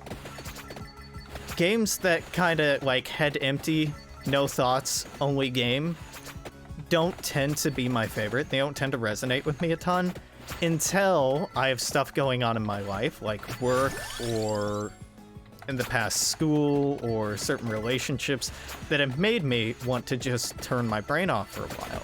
And because at work I'm critically thinking about shit all the fucking time and trying to problem solve, or troubleshoot, or learn aggressively on my feet, it has been wildly appealing. Have I said appealing enough? To just have a game where, like, there's some critical thought going into what I'm doing. Absolutely. There's some decision making, there's some strategy. And I think some level of that is necessary for me to enjoy games, just across the board. But there's enough just kind of like active elements like moving and thinking on your feet that let me turn off the part of my brain that's so used during the rest of my day. Like, this job has been destroying my ability to sleep. I will lay in bed until like 1 or 2 a.m. goddamn every fucking night, thinking about the problems that we ran into the day before and how to solve them, or how I want to go about fixing or addressing the problems we're having, how I want to get to what workstations in what order, at what time of day in order to impact the services at the clinic is least impactfully, different strategies or methods I want to use for exploring. Oh, fuck, I shouldn't have picked that up. Can I still win despite that mistake? Probably, but I should have... Oh, well, whatever. And it's like all fucking week that this shit is on my brain. And finally, on the weekend, it starts to turn off. Like, Friday night, I don't think about work at all, and it's amazing. But then, you know, Saturday night, I'm thinking, oh, fuck, okay, what do I have to get done before work on Monday? And there's a lot I still need to get done today. I need to make lunches for the week. I need to... Well, I need to do laundry. Honestly, I need to figure out what the fuck I'm wearing at work because I haven't done laundry and I don't want to be a stinky boy.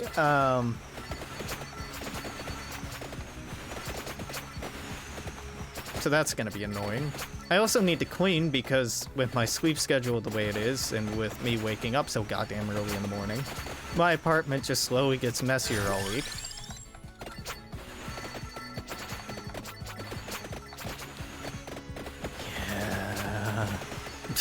Yeah. I'm tired of dreading work. I'm so tired of dreading work.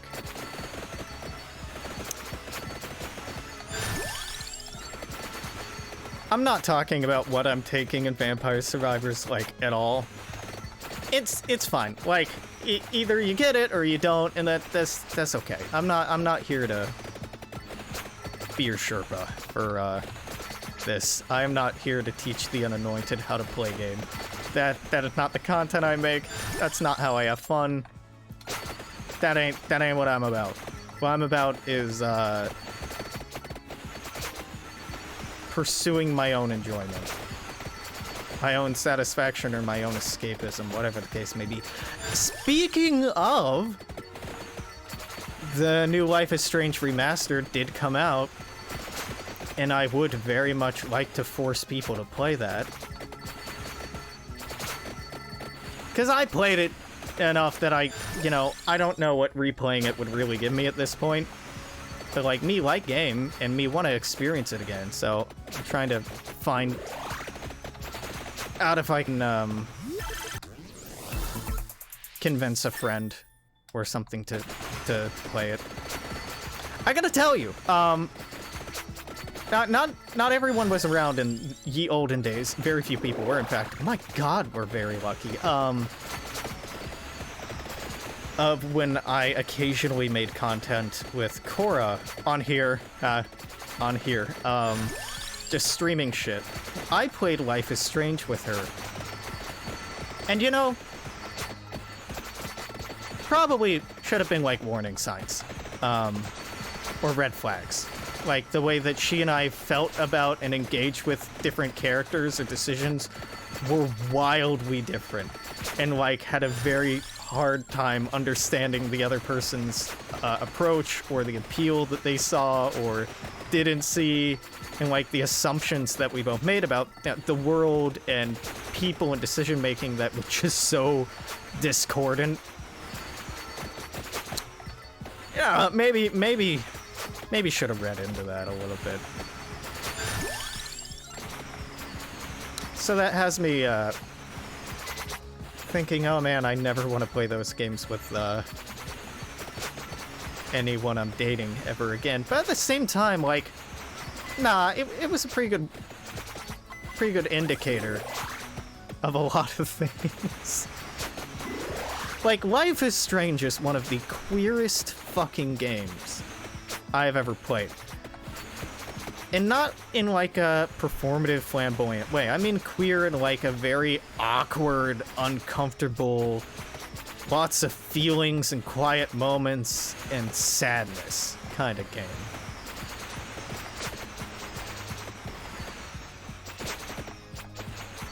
Oh, it's just about being a youth, Alex. Yeah. Sure.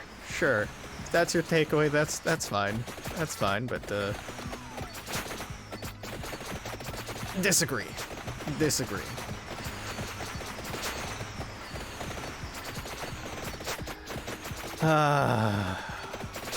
Man, fuck Valentine's Day. I'm actually sad and about it, and I don't want to be. And I'm normally not bothered by the fucking holidays as much as I have been this weekend, but ooh, it's eating at me. Hey, what's that game I keep seeing clickbait? You can do what in this $3 game, video games? Oh, this is the game. You keep seeing clickbait for this? I mean, I guess it's clickbaity. Dude, it is a $3 game. It gets updated weekly. Hey, it's a pretty simple concept, right? Walk around, level up, get new weapon, walk around, level up, get new weapon, survive. If you make it 30 minutes, the round is over, you die, you start over. That's it. It's very roguelike-y. It's very simple. It's very nice. What kind of clickbait do you even make out of this? Like, I've seen some YouTubers trying to, like, ooh, look at me, I leveled up garlic a whole lot, so I can just stand in one area and everything dies at me. Haha, isn't that cool? Yeah, it's cool until it doesn't work anymore, and then you start dying. I started playing this, and Rogue Tower, honestly, Bear Taffy. Bear Taffy made me do it. Normally with roguelikes, it's not until I see Isaac Man himself, the one, the only, the bald Northern Lion, playing and being bad at a roguelike that I'm like, fuck it. Well, now I have to play. Now I have to try it, because I think I can do better than that. Bear, though, Bear will play a game, vibe with it, and I'm like, hell yeah, dude. Hell yeah. I, too, wish to simply vibe. He looks like he's having a great time, and I, too, wish to have a great time. I wish that I weren't so toxically, I don't know, competitive when it comes to Ryan's content. But no, that's the only way I can enjoy Northern Lion stuff. It's just like, he bad, me better. He's a very intelligent person. Very, you know, performatively intelligent person, at least. Seems like a great person, seems like a wonderful human being. I hate that I consume his content in that way, but that is how it makes me feel. That is the reaction it gets out of me, and I wish that I weren't all fucking try-hardy, but, well, you know, there's my dark secret. It's not hate watching, alright? I want to be very clear, not hate watching. I know it sounds like it, but it isn't.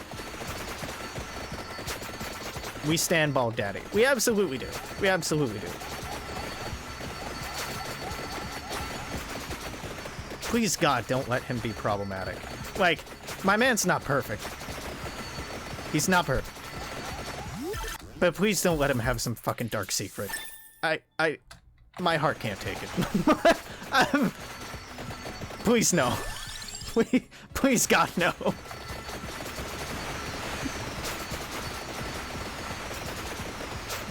Same thing happened with Luck Be a Landlord and Super Auto Pets. I didn't get hooked by Luck Be a Landlord, but Super Auto Pets, yes. Yes, it wasn't just Ryan playing it. It was HC Justin that I started watching it. I watch a lot of people that are Northern Lion adjacent. Like, in the olden days, you would say part of the NLSS, but the NLSS isn't really a thing anymore. like Ryan, but he does the Zane a bit too much. Is a bit too...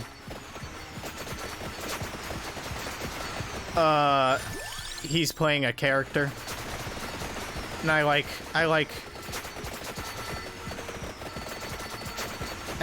you know, Bear and HC Justin and people that are just like good human beings that talk about things they care about and get political sometimes and are just like really reasonable people. I think Ryan can be somewhat of a coward when it comes to politics. I think a lot of streamers, YouTubers, etc. are complete fucking cowards when it comes to the platform that they have, the potential reach and work and good that that platform could do, and their unwillingness or skittishness to use it for something outside of their own survivability or survival. And I get it, dude, I totally get it. Capitalism is a horrifying hellscape and we're all just trying to survive it, and the idea of putting at risk your bread and butter is a scary prospect, but it's disheartening how few people do that. Wish I could enjoy haha they're worse than me so funny content.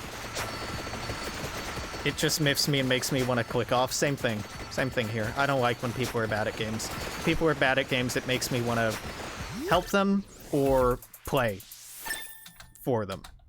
Like if somebody's bad at something, that's not good content. For me, that's not good content. That's painful content.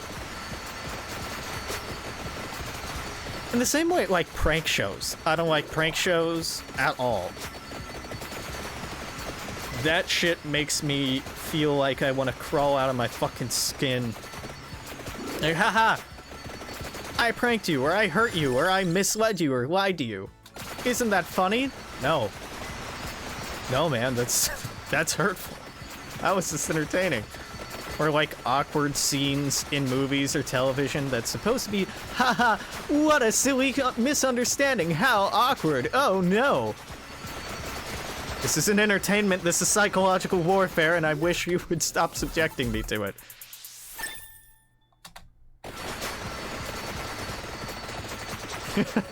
Anybody watching any of my content, this is psychological warfare, and I wish you would stop subjecting me to it.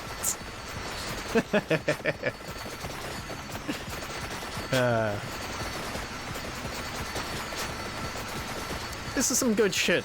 It's not gonna last forever. I think we might be able to beat this round, get to 30 minutes with this configuration. It's pretty good. I mean, obviously what's going on screen right now looks like it's pretty good.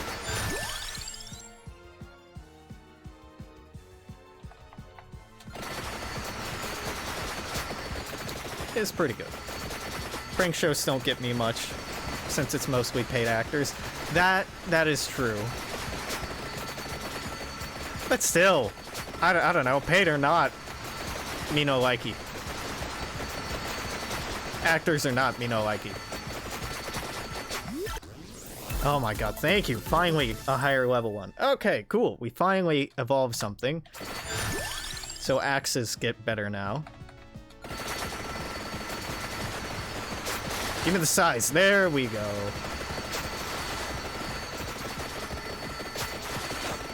I feel like this game can't possibly be good if you suffer from seizures, epileptic seizures. I feel like this game should come with an epilepsy warning. Like, I don't know that it would trigger it, but like, I feel like it would probably trigger it, you know?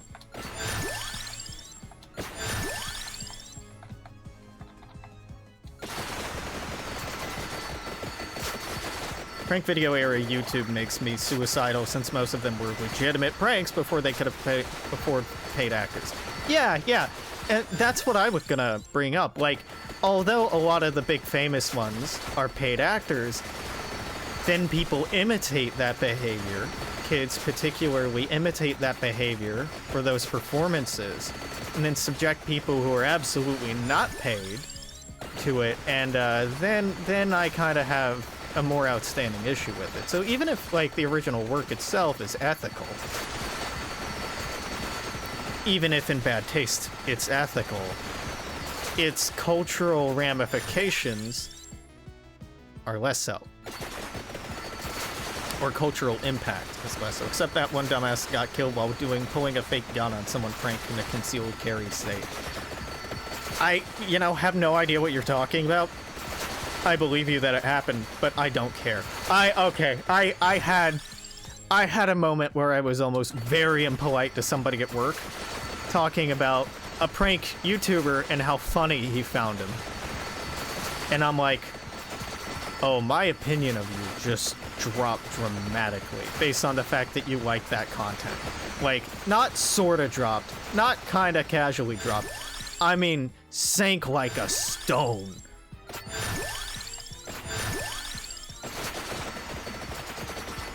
Let's go back for this chest that I missed.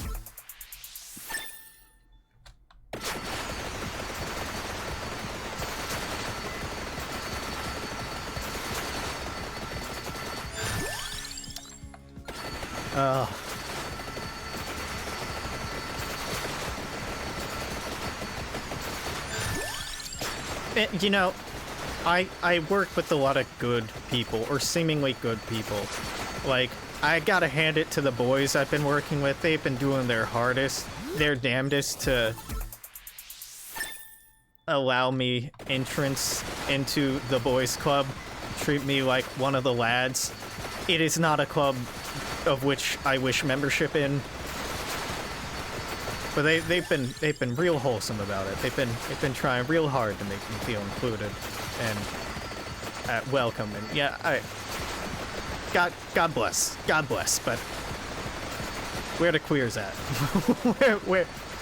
where are the queers at? Where are the communists? Where are my people?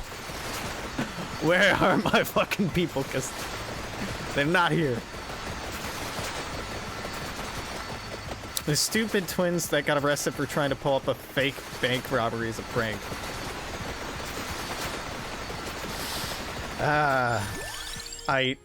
I hate that that's a thing. I knew nothing about that. I'm quite happy of how ignorant I am of much of YouTube. I keep to my own weird, queer, socialist, big strategy game nerd circles, history, alt history, science fiction, science, astronomy, all that jazz. Yeah, I'm happy. I'm very happy there.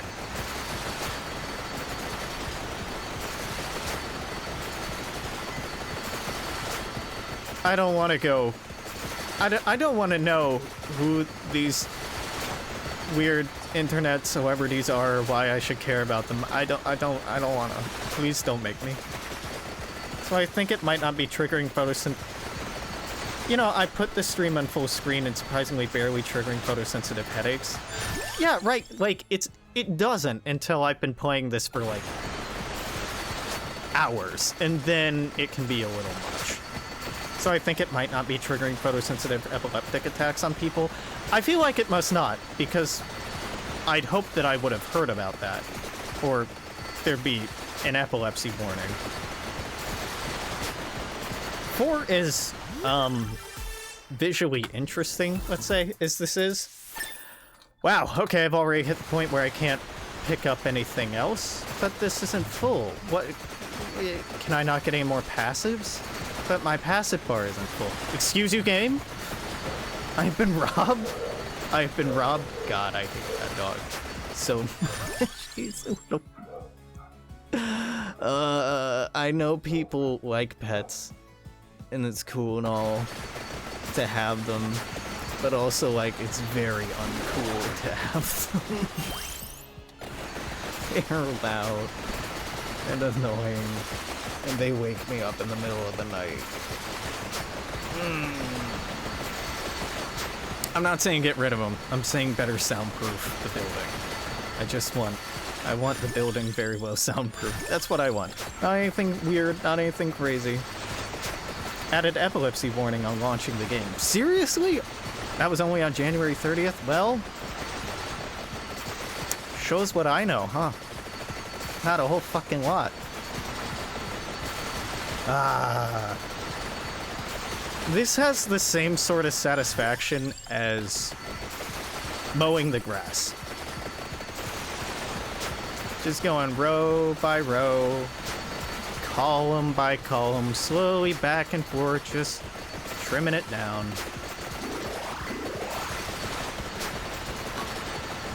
Millennials can't own lawns, so they do this shit instead.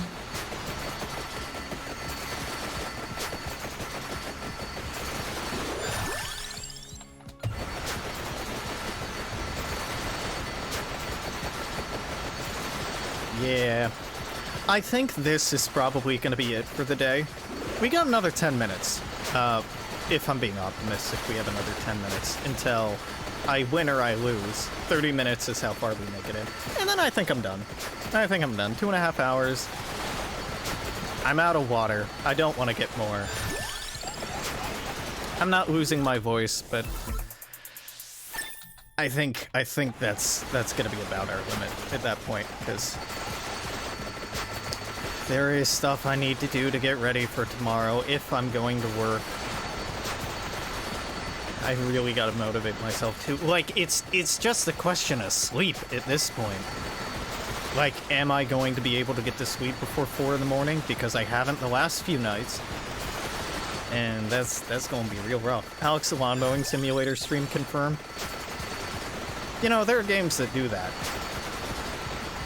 Like, farming simulator, what, 20, whatever the fuck. If that were really the content that I was dying for, there is an avenue for it. It do exist. It do be like that. Wow. Oh my god. This just make brain go burr while playing this game. Like, the constant noise is actually borderline too much. I have this turned down. But at the same time, it's kind of like rain or white noise. It's kind of like, yeah, we vibing. Of course there's a lawn mowing simulator. I'm not buying that. I'm not buying that. You know, I'm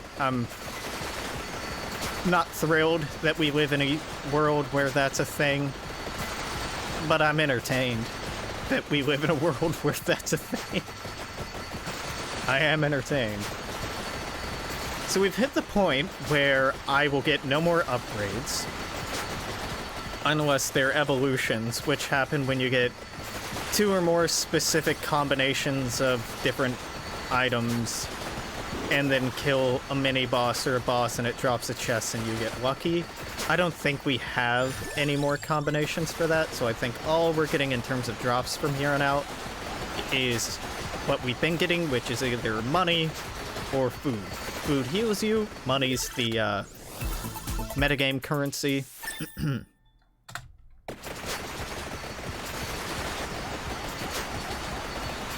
So we just stacking up them game points. I haven't bought it because, well, but it does seem to hit that oddly satisfying brain niche. Yeah. Yeah.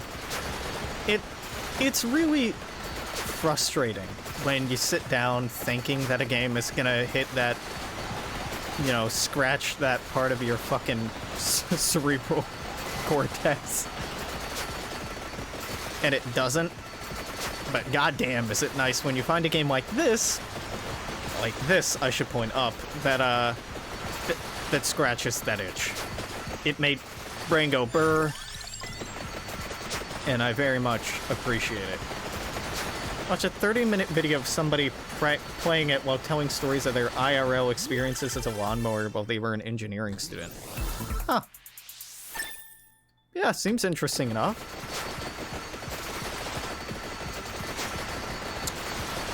I'm curious how you have that many stories. I mean, 30 minutes isn't a long time. But my imagining of lawn mowing as a profession or job is that it's not very sporadic, or not very, I don't want to say it's not interesting, but also, like, it's kind of not interesting. Not a great deal of variation, right, is what I would assume. But, you know, I'm probably wrong. There's so much weird and silly and strange and ridiculous stuff that I can talk about the job that I have right now, but I can't. IT, especially IT in medicine, has a lot of confidentiality surrounding it. So, although there's been some ridiculous, ludicrous, interesting stuff, and like the way certain things are organized or run or managed is, to put it politely, noteworthy. They're not things that I can dig into great amounts into great specificity. Not because I'm, strictly speaking, prohibited to, but because it's kind of an ethical violation, if not illegal. It was mostly rich people being detached from reality, and coworker fucked up and destroyed a Ming Dynasty vase or some shit. Ah.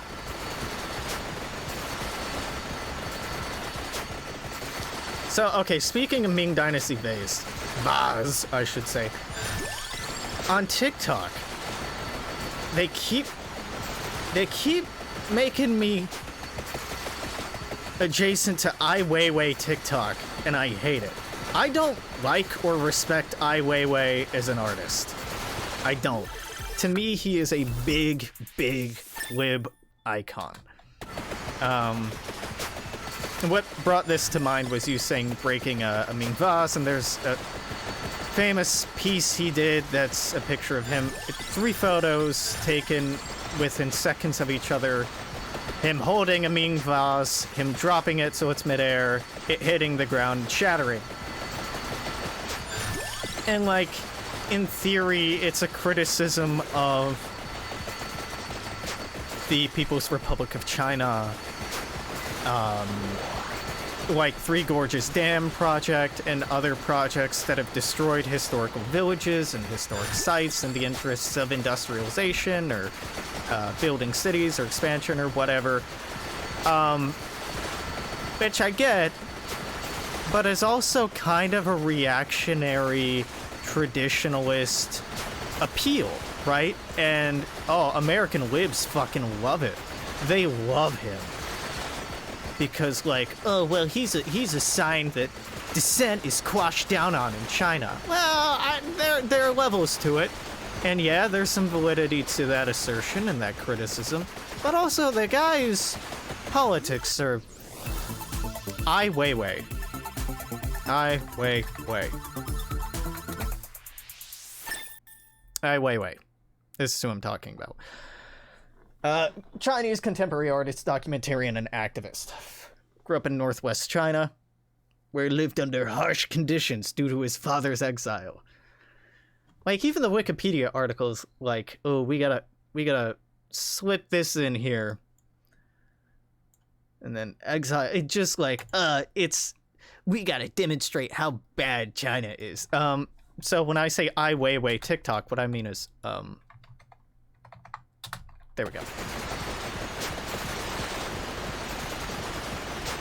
I'm gonna say it. KMT-ass motherfuckers talking about how China did him so dirty, and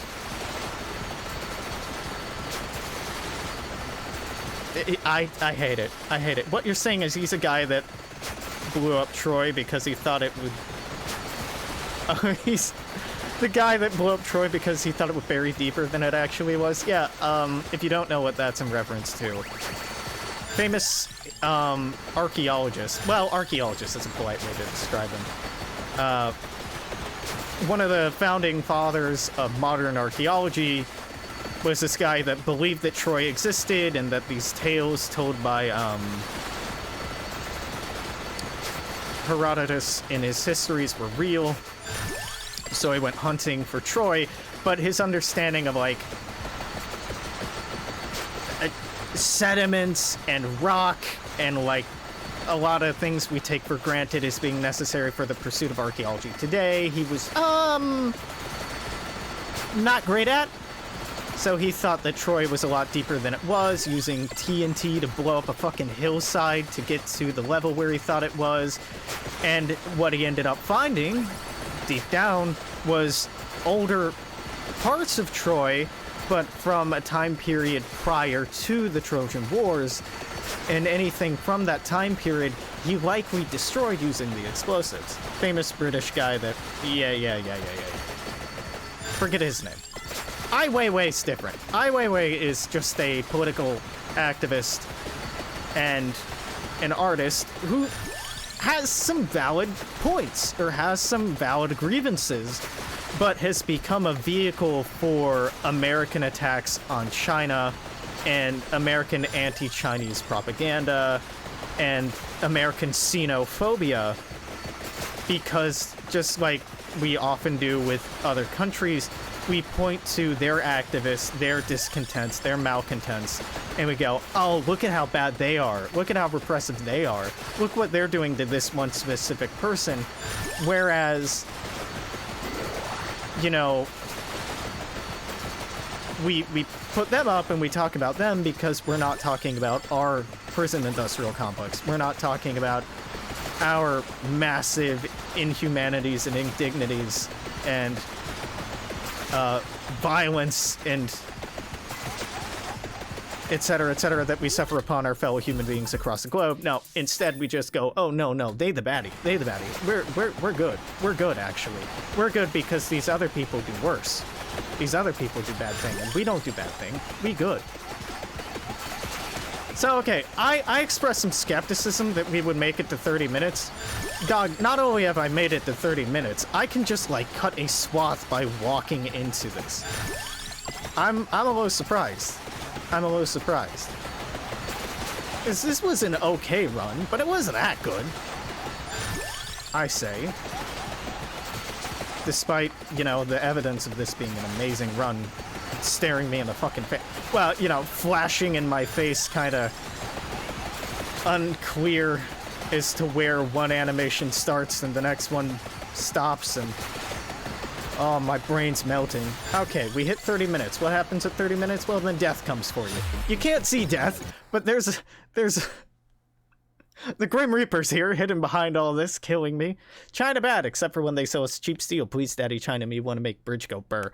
Yeah, man, like, reach level 100 with Mortesio. Mortesio? We reached level 100? I didn't even realize I'd done that. Dang. Oh, yeah. This is gonna be a hell of a year. If the war between Russia and Ukraine pops off, it's gonna be interesting. It's gonna be interesting. Huh, once per rank allows to get different choices when leveling up. That's very good, actually. But I'm not gonna spend any of these points. Because, you know, Russia's not exporting, oh god. Phosphates? What kind of phosphates? I can't remember. Phosphates very important for the growth of corn. Probably gonna cause a really bad price hike here in the US with corn, which is going to affect the price of beef and pork and chicken and all other animal products, milk, cheese, whatever. And a lot of our staple foods are going to get more expensive. And that's not even talking about, like, our economic warfare going on with China and how that's still fucked, and how the supply chain hasn't actually improved very much, and how COVID's still killing thousands of people a day. And yeah, man, I don't wanna go back to work tomorrow. I don't want to be in a clinic during the middle of a fucking pandemic. I don't want to have to wear a mask all day and be around people who are coughing and sneezing and breathing the same air as them. I don't want to have to ride public transit with people who are coughing and sneezing 20, 30 minutes to and from work. I don't want to be doing that when on the bus route to and from work is a major hospital. So people going to the hospital because they feel sick and they don't have any other way to go to the hospital are on the same fucking bus as me. Yeah. Yep. Yeah. Worse, we're gonna... More support for the republics or a false flag attack, and Russia's gonna be like, see, we told you they were evil, and start militarizing the border. Yeah, I don't know what exactly is gonna happen. I'm not gonna pretend that I do. Either the United States is going to take this as an excuse to start another forever war, which they seem chomping at the bit. My government seems chomping at the bit to do, or it's gonna be a series of proxy wars. Who fucking knows? I feel like Putin is more worried about making sure the Russia he's built doesn't just fucking die with him than anything right now. Yeah, I mean, Putin's in a position where if he leaves government, it may collapse. And if he leaves office, he may die. And due to an unfortunate accident that totally isn't an assassination by oligarchs. He's in an unsustainable position, but so too is the United States.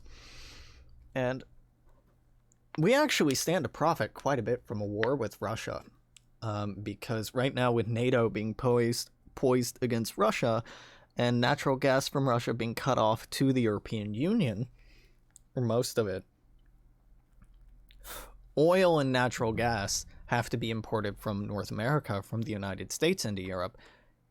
And so that's a big part of our motivation in keeping tensions high and pushing this towards warfare, because we can dominate Europe's energy market. And there's so much fucking money there. There's a reason his daughters, Putin's daughters, practically don't appear in public. Yeah. Is he a good dude? No. But, his motivations make sense. So too do ours. These are not crazy motivations. Are they inhumane? Oh, totally. Are they unethical? Yeah. Are they immoral? Arguably. But there's logic and reason to them. Does that mean we like it? No. No, not at all. God, I'm tired. I'm so very tired. So on that uplifting note, I think I am gonna swing out of here for the day. It's only been, 2.5 hours, but those are the games I've been playing. Just kind of wanted to go, oh look, these are the games I've been playing. I'm alive, even though I haven't streamed for like 3 weeks. Is because work hard, me tired, and don't really have the bandwidth for this. So next week I'm back to being unemployed. Thank God. I look forward to having the bandwidth to start to get emotionally invested or intellectually interested in like longer campaigns or different games or streaming regularly. Like, holy shit, it sounds amazing.